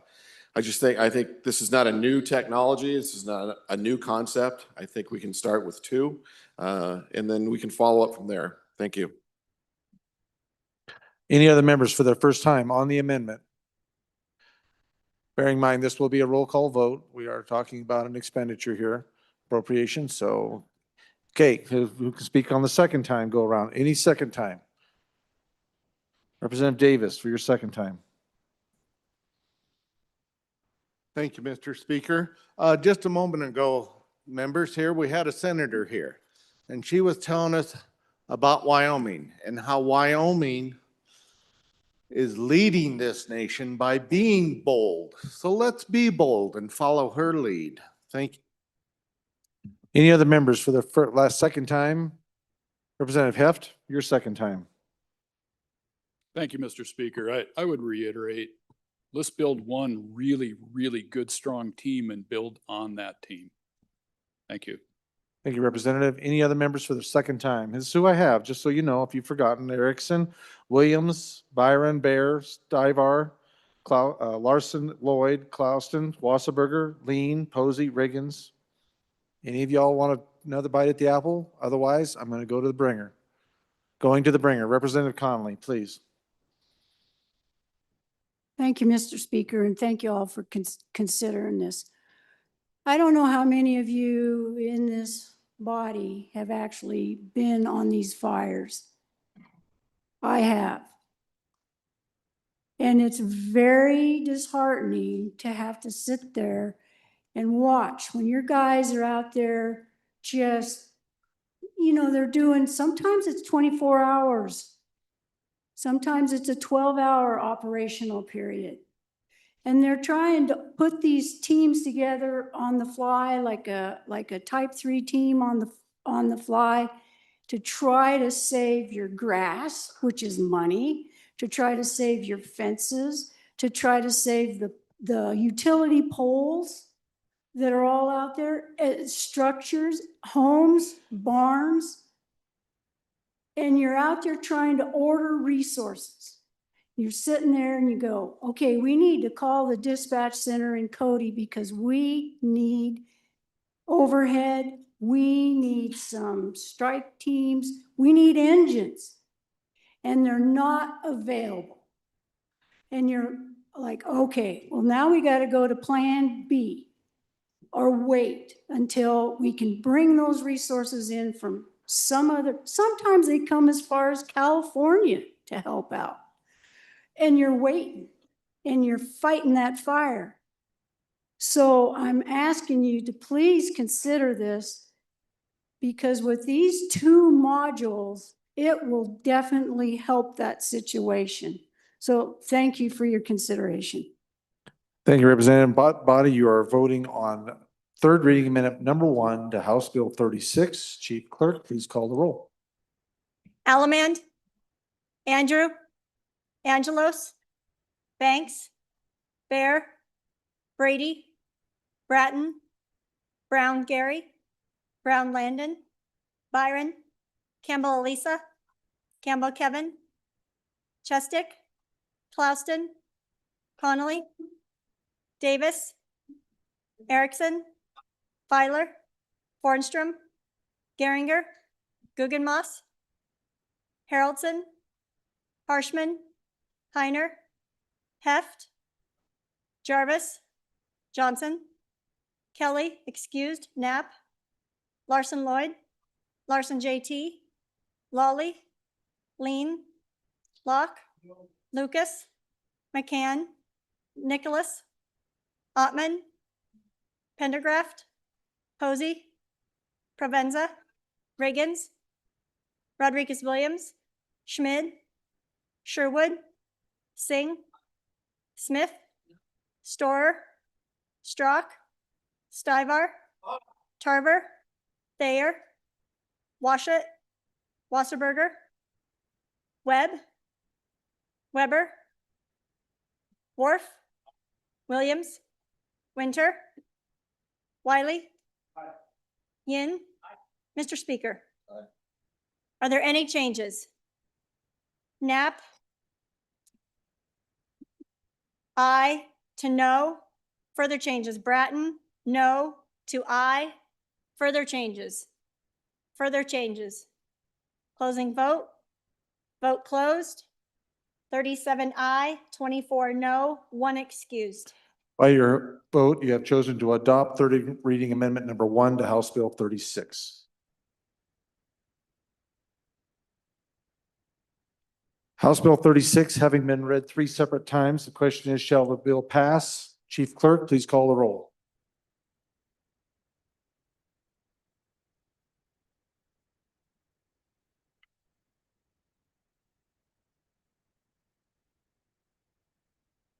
Allemand, Andrew, Angelos, Banks, Bear, Brady, Bratton, Brown Gary, Brown Landon, Byron, Campbell Elisa, Campbell Kevin, Chestick, Clouston, Connolly, Davis, Erickson, Feiler, Bornstrom, Geringer, Guggenmoss, Haroldson, Harshman, Heiner, Heft, Jarvis, Johnson, Kelly, excused, Knapp, Larson Lloyd, Larson JT, Lawley,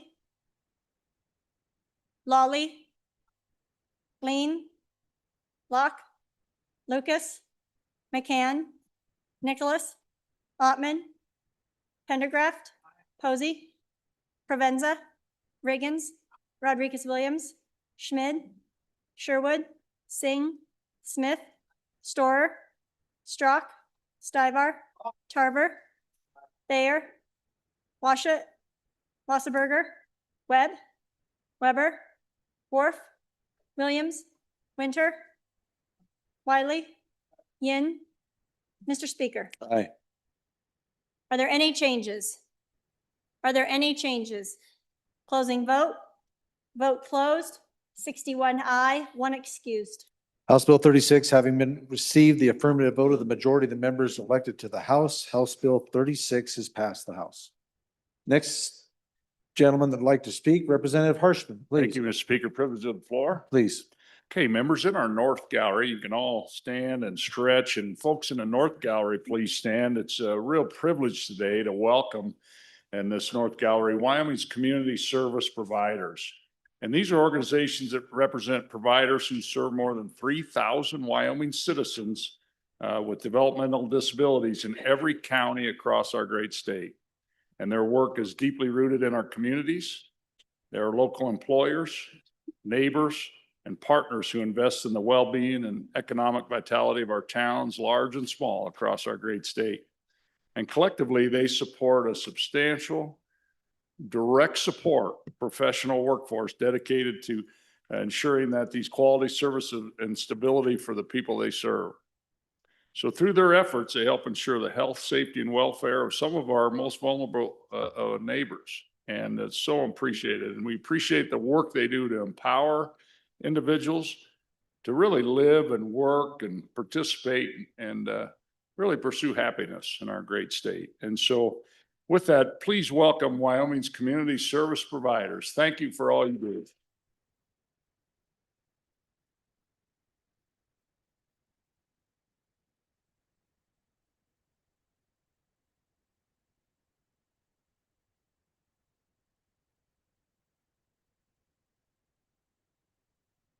Thank you for being here and all that you do. Welcome to the House. Appreciate you being here with us today. What have I got? Representative Lawley, are you wanting to do? No, we're good. We're good. Okay, next bill for our consideration is House Bill 107. Reading. House Bill 107, sponsored by Appropriations, Local Government Distributions, an act relating to local government funding being enacted by the Legislature of the state of Wyoming. We have amendments. First amendment to House Bill number 3, third reading. Brady.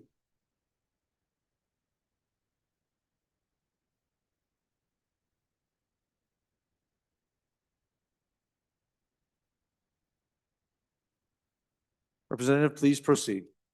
Thank you, Mr. Speaker. I move third reading Amendment 1 for House Bill 107 and ask for your favorable consideration. Thank you.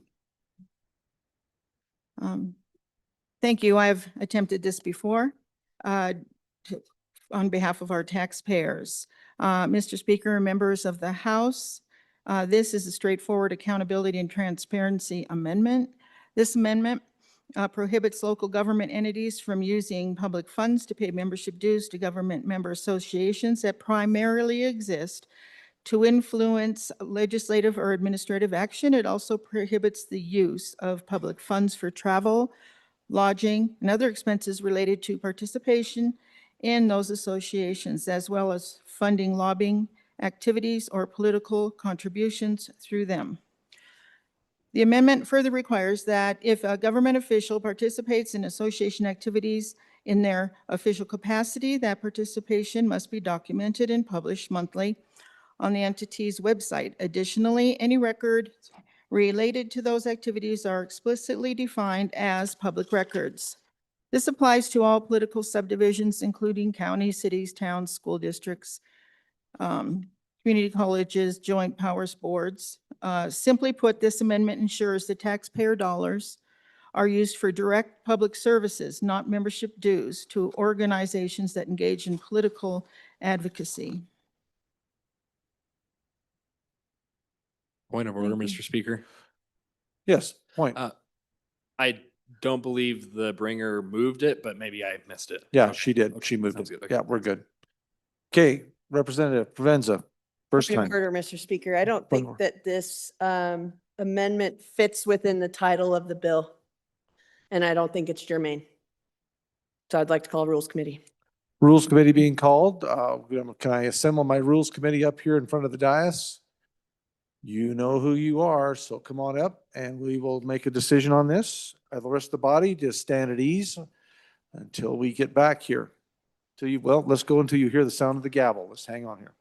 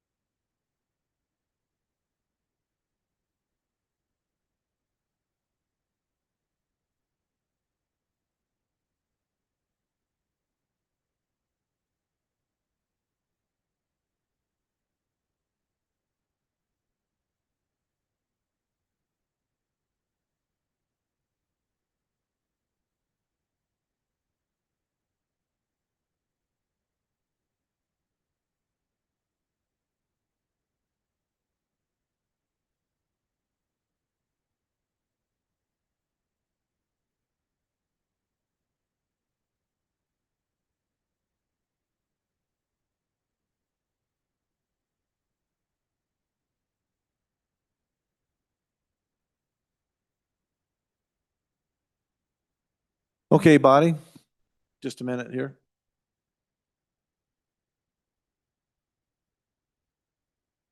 All right, we're back on. The committee has ruled, and I agree with the committee that this is germane.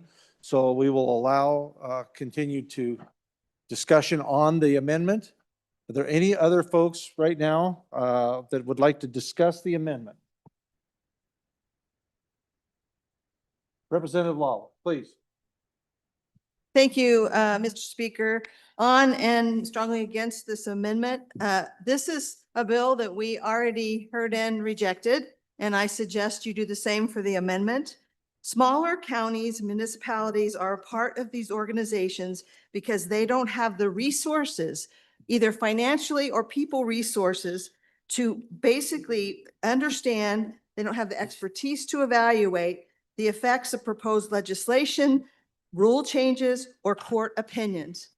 For them to replicate the advice and the information they receive on these matters would cost them so much more money. Then this is, again, inefficient and then not cost effective, because ultimately that does come from the local taxpayers. And I would just suggest to you that this is, again, a local taxpayer decision, because these organizations, or these are local governments, are elected by the citizens in those localities, whether it's a county, a municipality, or otherwise. So if the local citizens, those voters, don't want their county to be a part of these organizations, they don't want their municipality to be a part, they can do something about it.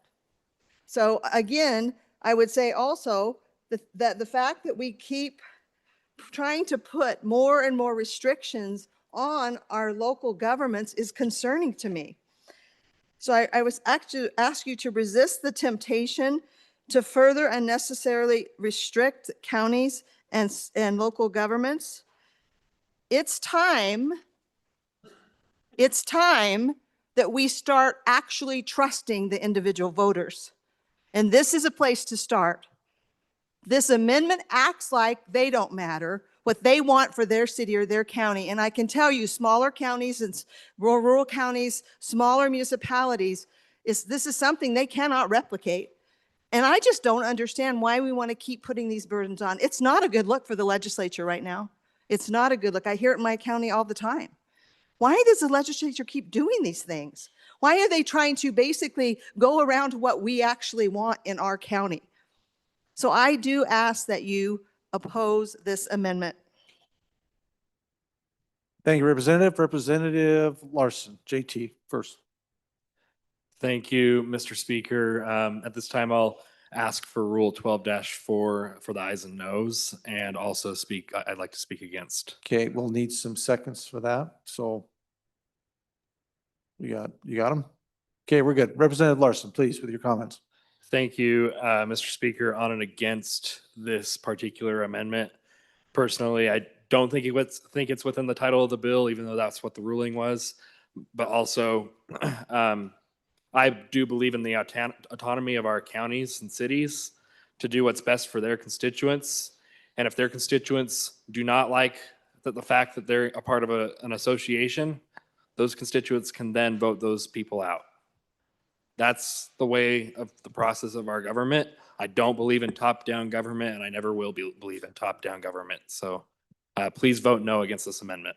Thank you, Representative. Representative Williams, first time. Thank you, Mr. Speaker. I also rise in opposition to this amendment. Like we've heard, a bill that we've defeated twice, back for another appearance as an amendment. I'm comfortable with the perspective of local government. I do believe that government closest to the people rules the best. Even when I am in disagreement with them, I understand that they are closer to the people than I, and I would like not to silence that voice. Thank you. Representative Byron, first time. Thank you, Mr. Speaker. On and against the amendment body, we've gone through this now last week. We're going through it again. It was said that it's been brought multiple times in different forms and resisted. Continue to resist it. The folks at home have spoken, our local towns and counties have spoken, and they need to be represented down here. They need to come visit with us. And to strip any of that away and bring more control to Cheyenne is growing government. And we do not need to do that at this juncture. On and opposed. Representative Yin, first time. Mr. Speaker, first for a second. First for a second, Representative Yin. Representative Larson, first time. Thank you, Mr. Speaker. I too would ask you to vote against the amendment. What I'm struggling to put together in my mind is this conversation we're having right now, where each of us chose to run for office, to be elected, so that we could come down here and somehow influence policy in our own from our own perspective to move things forward. And so here we are lobbying each other, trying to convince each other that our position is right. We're getting paid. When we come down here and travel, we get paid. But if our local communities want to do the same thing, we're saying, no, you can't do that. You can't band together like a caucus or a group and come down and try to influence somebody for what you feel is better for the state. I agree with the previous comments that those optics are really bad. Certainly, they have the right to do that. And certainly, they have the right to use the resources that the community who elected them has provided for them to fulfill their obligation as elected and people. So please, I think if we should be able to do it, they should be able to do that. And I would encourage a no vote. Representative Knapp, for your first time. Just a question of clarification from the bringer of the amendment, because this is two different things. Direct distribution is different than those communities taxing themselves to do what they want those elected people to do. Direct distribution is more of a grant from the state, just like we would get a federal grant, that has sometimes boundaries and borders and restrictions and audit requirements and things like that. So that's a point of clarification I want from the bringer of, is this just restricted to direct distribution from the state? Thank you. Thank you, Representative Pendergraft, for your first time. Thank you, Mr. Chairman. On and in favor of this amendment, we realize fully that some people in this room are in favor of this concept and some aren't. I do want to say that if you look at the end of this bill, it says it is the intent of the legislature that the funds distributed under this article shall not be used for. That's already there. And then it lists a couple of items. What this amendment does is put one more sideboard on it, and we'll have a straight up vote. Some will be in favor, some will not. The majority will rule, and that will be the intent of the legislature. I should further say that this bill does not preclude cities and counties from paying for their leadership to be members of these organizations. It simply puts a sideboard on these specific funds, says you can't use these. So they can still join whatever they want to join. It can be paid for by the cities and counties. We're just saying we don't want to use these funds for that. And with that, I'll cease. Thank you, Representative Johnson, for your first time. Thank you, Mr. Speaker. I am on this amendment and against and for the amendment. There's a known association that receives state funding that lobbies for their association and their representatives, their members, but that also pays money into political PACs and direct contributions for candidates. And I think that's a failure of our laws, and we need to stop this thing. Representative Harshman, please. Thank you, Mr. Speaker. Just to remind the body really how direct distribution, why we are now putting into the statute, we've done it now for over 20 years, is because this body made a decision to reduce some of their tax revenue by taking the tax off groceries, which I fully supported. I was a deciding vote in revenue in those days. And so we said we will help make that up. That's all this is. We didn't, it wasn't starting to, we're going to make that up, but you can't spend it on this. So I think you got to trust our locals. So on and against. Thank you. Any other members for their first time? Representative Bear. Thank you, Mr. Speaker. First for a second, please. First for a second for Bear. Any other members? Representative Banks. First for a second, Mr. Speaker. First for a second for Banks. Representative Brown. Thank you, Mr. Speaker. I was going to say first for a second, but quickly, ladies and gentlemen, what I get concerned about when we start doing this type of stuff is exactly what this body hates and despises about what happens out on the East Coast. When we start talking about, hey, we get something sent to us, we apply for a grant, or this is a grant of some sort, and then we scream and holler in this body and we talk about how we don't want to accept federal funds because they have strings attached to them. And we're literally doing the exact same thing in this body. These people are duly elected just like anybody else. And I understand that there's some consternation between maybe the way that your county commissioners, your city officials may feel compared to you. I totally respect that. But they were duly elected. And frankly, ladies and gentlemen, I'm going to go out on a bet and be willing to stand up and say that the majority of them received more votes than the majority of us did. And so when I start thinking about that, they're representing a much larger constituency than I am. So I need to be able to listen to what they have to say. And I do appreciate the smaller counties that I hear from on this. I have a pretty good relationship with the local county that I represent, but I have absolutely no idea what's going on up in Washakie County or Crook County. And I get to hear from those associations. And I get to hear the impacts of the state laws that we're passing at this body. And now we're going to tie this directly 100% to the fact that we yanked money away from them 15, 17 years ago, something along those lines, when we yanked the money away from them to be able to grab those taxes. And now we're saying this is a grant because we yanked money away from you. Now we're going to grant you money was the words that I heard.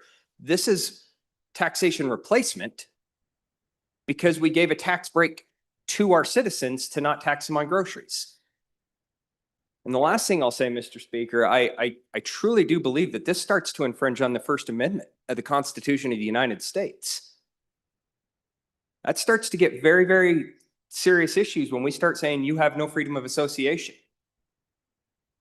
When you start saying you have no freedom of voice, and yet you, as a duly elected official, you can't put any money towards hearing your voice be heard at the state and local level, because the state pulled that money from you. It just goes circular in my mind. So on and against this amendment, I think everybody probably understands where they're at, but I think we need to be very careful to the citizens that we're sending this message to when we vote on this. What are we actually saying at this body compared to what do we say when we hear this type of same rhetoric come out of Washington, D.C.? Representative Wiley. Thank you, Mr. Speaker. You know, the last couple of years, this body has moved towards consolidation of power here in Cheyenne, moving towards a professional legislature where we're going to have to be here more often and meet more often and have kind of a more of a full-time gig down here.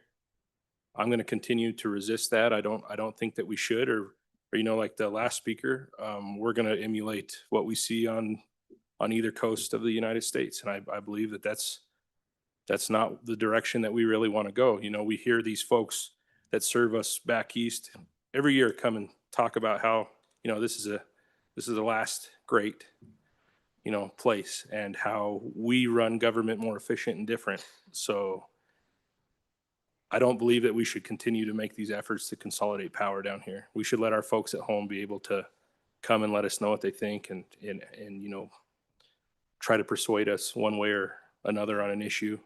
And then it's our job when we raise our right hand and take that oath to take it from there. But to just say that these people can't advocate that are at home and can't pool and come visit us, I don't think that's right. And we've seen these votes on these different things to consolidate this power, executive branch here in the legislature over and over again. And I would caution the body, we need to be very careful and not move to a direction that it's going to take a grand effort to walk back from. Representative Rodriguez Williams, first time. Thank you, Mr. Speaker. On and for the amendment. What a great amendment. Love it.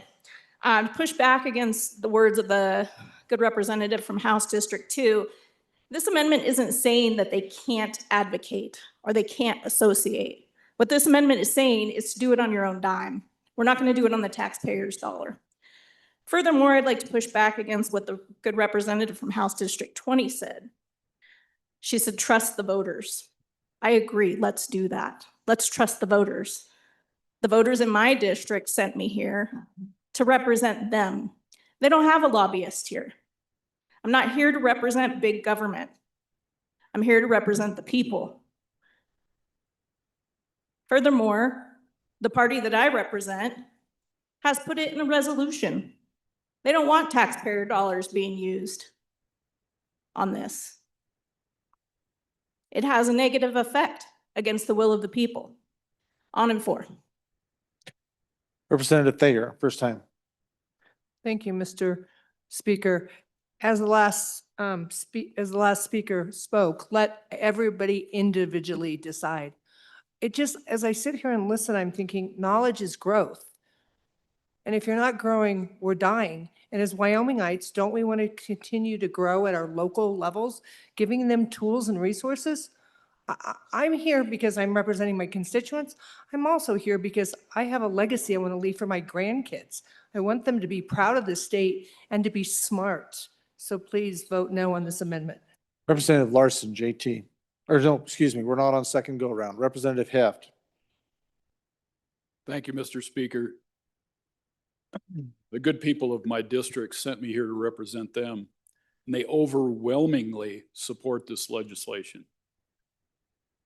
We're not taking away anyone's voice. We're not restricting anyone's First Amendment rights. We're just talking about who's going to pay for it. Thank you. Thank you, Representative. Representative Marshman, point of order. What's your point, Representative? Mr. Speaker, just a point of order, our rules 8-2, obtaining the floor. We adopted, and it's been long practice. When you speak at the mic, we do not refer to another member by name or district number. Okay, so the good representative from the northeast part of the state perhaps refer to members from a certain part of the state, but not their district number. Thank you, Mr. Speaker. And that is, folks, that's ruled 8-2. Thank you. Thank you, Representative. Appreciate you clarifying that for us. Representative Ottman, you there? First time. I am, Mr. Speaker. Thank you. I would just like to say from the point of people in my district that I have heard of from, the direct distribution is something that they really, really use and depend on to supplement their budgets, to do the things that local municipal government is supposed to do. And so the purpose of the bill to put that into statute is the main premise, to limit what they can do with that money. If this is to support their budgets, it is not to refer to for lobbying. And anywhere in the school districts or wherever else, if you want to be a union representative or member, all you have to do is pay your dues. So the premise in my mind is that we need to put this direct distribution into law, into statute. And as far as the organizations and lobbyists go, lobbyists change depend on who's hiring them. And so sometimes even their knowledge changes. Wisdom is when we use all the knowledge that we've gotten from all kinds of different things.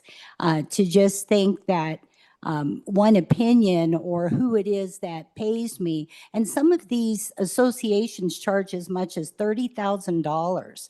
So that's a lot of money out of $105,000 or $140,000. So I would say yes on this amendment and yes. Thank you, Representative. Representative Fornstrom, for your first time. Thank you, Mr. Speaker. I just, I wanted to point out, we're spending a lot of time talking about, lobbying. This has a lot to do with education. I think we've talked about it before on this bill. This is very much about education of the members of this body. And so I'd like to remind everyone that there's more to it than just the dirty L word. So, thank you. Thank you, Representative. Representative Filer, for your first time. Thanks, Mr. Speaker, on and against this amendment. And I think when I look at it and why is the main reason is all of our little cities and towns and our counties spread out all across this large, actually top 10 large state in the nation. A lot of square miles here, a lot of small towns. Now, if we're all okay with, the citizens electing these folks to pay them to come down here to Cheyenne, well, we're here, and have every single one of them here to help with the issues that they have, I think it would cost our citizens a lot more money to do that than what they have now. And I think when they get together like that, they're taking the vote of the people of the issues that they have to bring to us, so that way they could be at home doing the work they were elected to do. We're elected to do work here. They're elected to do that work at home, but sometimes they need somebody here to educate us, because I'll be honest, Mr. Speaker, I don't know what always goes on in, say, some town north of here, right? I don't know. I know what's going on in my own town, but maybe sometimes they bring that other perspective for us and educate us on those issues in different parts of the state. So on and against this, and it just let the local people decide how that works, and not just always having Big Brother here with our hands on them. Thank you, Representative. Representative Connolly, please. Thank you, Mr. Speaker. I'm against this amendment. The reason is, when you're working on, like our good senator said, like the management plans for the federal government, the resource management plans, the forest revision plans, water issues, all kinds of things in our counties and cities.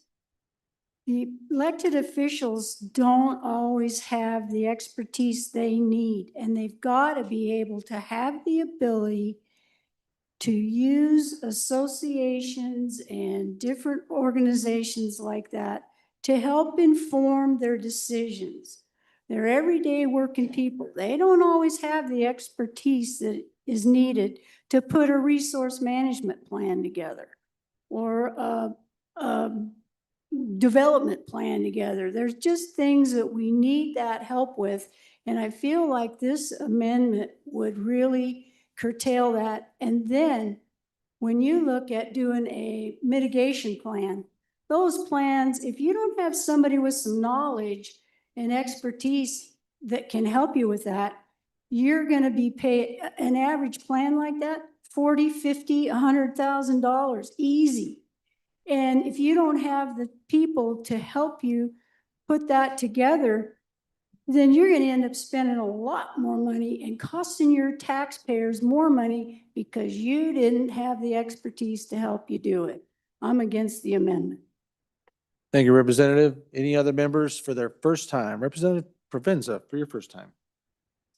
Thank you, Mr. Speaker. I think we should just be honest about what we're doing here. We're punishing our towns and counties because we didn't like what they had to say about the work that we did last year when we slashed their budgets. We're punishing them. That's all this is. We're trying to muzzle our local communities through our towns and counties through this amendment. Vote no. Thank you, Representative. Any other members for their first time? Any others? Seeing none, second time. Representative Lawley, for your second time. Thank you, Mr. Speaker. Again, I hear people say, well, this is so easy because they can just use other money. Well, that translates into some accounting things and functions. And again, I remind you, my district is small, as rural counties and small towns and municipalities who already struggle to just do well the basic responsibilities we put on them, which is necessary, that they demonstrate they're handling their money properly. But it just sounds so easy. Again, it does sound a lot like I hear from our federal government. It's just so easy to say it's a small thing. They can use other money. But that creates some accounting things they're going to have to do to be accountable to that. I just ask you to consider that. I also just ask you to consider how this is actually affecting them and what's the importance of putting it on them. We can talk about we're elected as well, and we are, but quite frankly, our county commissioners are elected by many more people than we are. And if our counties, there's nothing that's already in place that stops them from those people that you feel are the majority of your electorate, not a group, but the majority, to go to their county commissioners and ask them for that county to not participate. So again, I ask you to trust the local voters beyond a group of some that support this idea.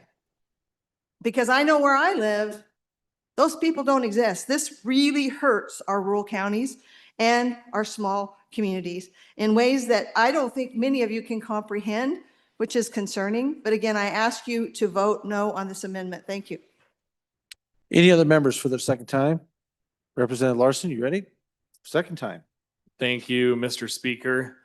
A previous speaker made an accusation that these organizations are making donations to people in here. And that is just simply not true. The organizations that are impacted by this amendment do not make donations to people in this room. This money that we are trying to withhold or put restrictions on directly impacts education of our commissioners and our counselors and our mayors. I, for one, when I got into the legislature, we thankfully had LSO where they could provide education on different things about being a legislator and how that works and how the amendment process works and all those things. And these are the programs that these associations are providing to our mayors and councils and our commissioners. And so these are the things we're going to be impacting when we make this choice. So vote wisely on that. I'd also like to ask the bringer of the amendment if they have asked questions to their county commissioners and their mayors about this specific issue, if they've had conversations with their local governments about this, or are they just doing this around their back? So that's my question there, and encourage you to vote no on this. This is harmful for our counties, our cities, and how effective they are at running their local governments. This is about education. So please vote no. Thank you, Representative. Any other members for their second time? Representative Johnson, your second time. Thank you, Mr. Speaker. I am for this amendment. We need some guardrails here. This is public funds that can and are used politically to stifle the opposition from an organization that does receive public money. We need these guardrails on there to make sure that doesn't happen. This is not, we need to stop this and put the right guardrails on this. I'm for this amendment. Representative, who wants to be first? Representative Williams? Second? Yep, Rodriguez Williams, please. Thank you, Mr. Speaker. On and for the amendment. This amendment is not about punishment. It's about rising up in support of we the people. The new rep talked about the dirty alewood, which is essentially the lobbying aspect. Everybody knows about the educational aspect of these associations. And I would agree that sometimes they do provide good education for our local governments. But let's talk a little bit about the dirty part, the lobbying, the elephant in the room, because I've been here for a few years. I watched individual rights being violated during COVID, where lobbyists were pushing against the rights of the people using our taxpayer dollars, where property tax relief and other bills were pushed by lobbyists, opposed by lobbyists, using our taxpayer dollars. Local government should govern, not lobby at the expense of our hardworking taxpayer constituents. Citizens in my community vote for representation, not for taxpayer dollars to be used to influence lawmakers behind the scenes. On and for the amendment. Representative Yen, your second time. Mr. Speaker, thank you. So what this policy idea, and frankly, the policy idea that's been pushed in many bills, as we all know, says is that private lobbying is better than public lobbying. So the lobbying by our elected officials locally is bad, but we're not going to do anything about any of the money that comes from private lobbying. That's okay. We don't need to restrict any of that because it's private money. They can do whatever they want with it. But we want to stifle our own elected officials' voices instead. Frankly, amendment doesn't do very much. What it is a tool to create more bureaucracy. Literally, all it will do is make every town and county have to track paperwork of this dollar came from here, this dollar goes to here, because they're going to have enough from their own local taxes as well to pay for the associations that they're going to join. All this does is create more paperwork. Is that the policy of the state legislature, just to do that? Because all it sends that message, one, that private lobbying is better than public lobbying, and two, that we want to create more paperwork because this isn't actually going to do what the good bringer really wants to do, other than shuffle more papers. Thank you, Mr. Speaker. Representative Heft for your second time. Thank you, Mr. Speaker. It's the concern of many of Wyoming taxpayers about the costs of these associations. Realistically, it's been my observance throughout life that when someone else is paying the bill, the costs are always more. I suspect that if we cut back on these things, that the costs of sharing information will go down. We've made many of these associations wealthy with taxpayer dollars, and it needs to stop. On and against. They're on and a 4, pardon me. Any of the members for their second time? Second time on the amendment. This will be a roll call vote. 12-4 has been called for. So Representative Brady, I see no one else rushing the microphones. Bring us home. Thank you, Mr. Speaker. To address the local government, if they were addressed, that I was saying I was going behind their back. It is no secret. I am here representing the people, not government. No elected official is being stifled. There is other revenue by which to pay association dues using taxpayer dollars. This amendment only deals with distribution in HB 107. And it ensures that the money will stay in distributions, not given to association fees. So it doesn't eliminate the use of all funds, as have been declaring. There still are other funds available to those entities for associations. Government exists to serve the public, not to fund lobbying networks with taxpayer money. If associations want to advocate for policy changes, they're free to do so.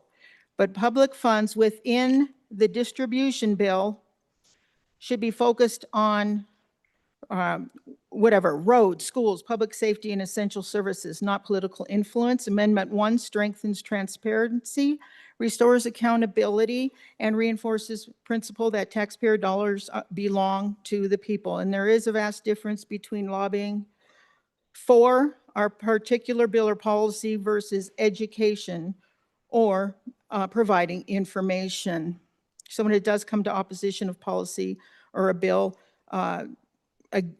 sometimes against the people, using the taxpayers' money, that does go toward lobbying against the taxpayers.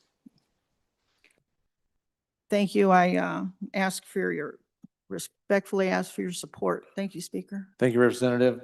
Body, you are voting on third reading amendment number 1 to House Bill 107. Chief Clerk, please call the roll.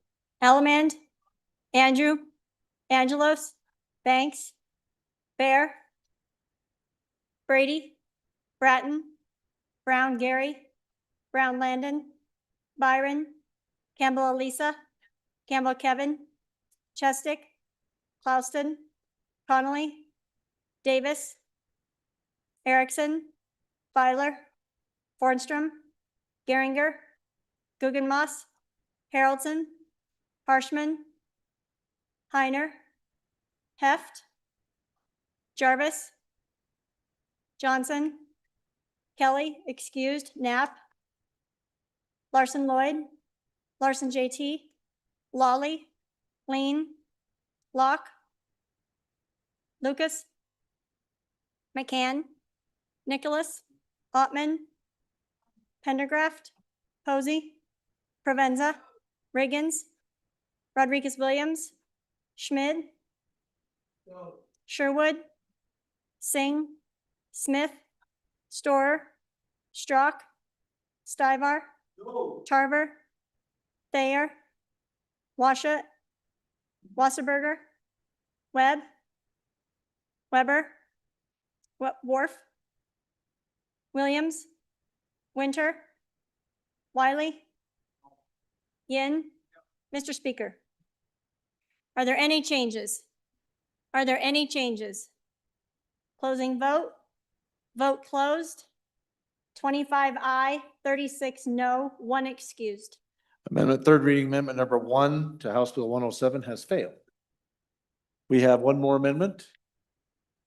Representative Lucas, third reading amendment number 2 to House Bill 107. Representative Lucas, please. Thank you, Mr. Speaker. Sensing that the body is hungry, I respectfully request to withdraw this amendment. Seeing no objection by the body, the amendment had been withdrawn. Thank you, Representative. Mr. Majority Floor Leader. Well, let's see, that one's been withdrawn. So we need to vote. Don't take off. We got a little second here. Okay. House Bill 107 having been read 3 separate times. The question is, shall the bill pass? Chief Clerk, please call the roll.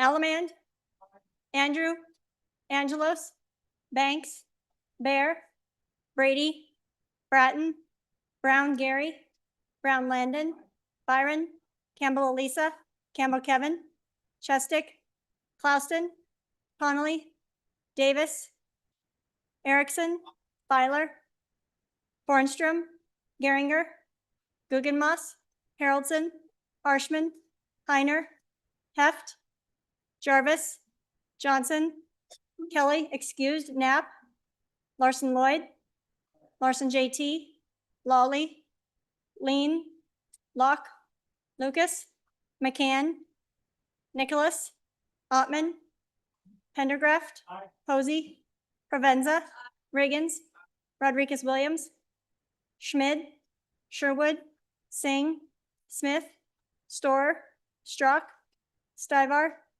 Tarver, Thayer, Washut, Wasserberger, Webb, Weber, Worf, Williams, Winter, Wiley, Yin. Mr. Speaker, Aye. are there any changes? Are there any changes? Closing vote. Vote closed. 61 aye, 1 excused. House Bill 107 having received the affirmative vote of the majority of the members elected the House, House Bill 107 has passed the House. Now, Mr. Majority Floor Leader. Thank you, Mr. Speaker. I move that we stand in recess until 2:30. And remember, we've got about 35 bills on general file. It would be wonderful for us to get through that many. That would set a new record. But tomorrow is all budget. And so we need to do what we can. Thank you, Mr. Speaker. Okay, reading clerk, do we want to do this or should we just go right into it? I don't think we have anything to go. Any committee announcements? Representative Byron, as he skips to the microphone. Thank you, Mr. Speaker. Your travel committee will meet upon noon recess tomorrow, February 14th, to hear 2 bills, House Bill 147 and House Bill 178. Okay, we have a re-referral for Representative Heiner here. Right, Nope. Oh, it's not been read in. Okay, so hang on that. Representative Locke, Chairman Locke. Good try. Thank you, Mr. Speaker. Your committee number 3, revenue, will be meeting tomorrow morning at 7 o'clock, and we will hear 4 bills: HB 68, HB 62, HB 127, and HB 109. Thank you, Chairman. Any other committee announcements? Is there a committee announcements from our number 2, Propes? Representative Smith, committee announcements, number 2, appropriations. Thank you, Mr. Chairman. Your committee number 2 appropriations will meet Tuesday, February 17th at 8 a.m. in room E301 and online. We will be hearing bills HB 150 and re-referrals as assigned. Thank you, Representative. Okay, any others? Representative Andrew. Thank you, Mr. Speaker. Your Member committee number Education. 4, Education, will not meet upon noon recess. Not meeting. Any other committee announcements? Seeing none. All right, ladies and gentlemen, you have heard the motion of the good majority floor leader. All those in favor signify by saying aye. All those opposed? Okay, we will be back here at the time appointed by the good majority floor leader. We are in recess.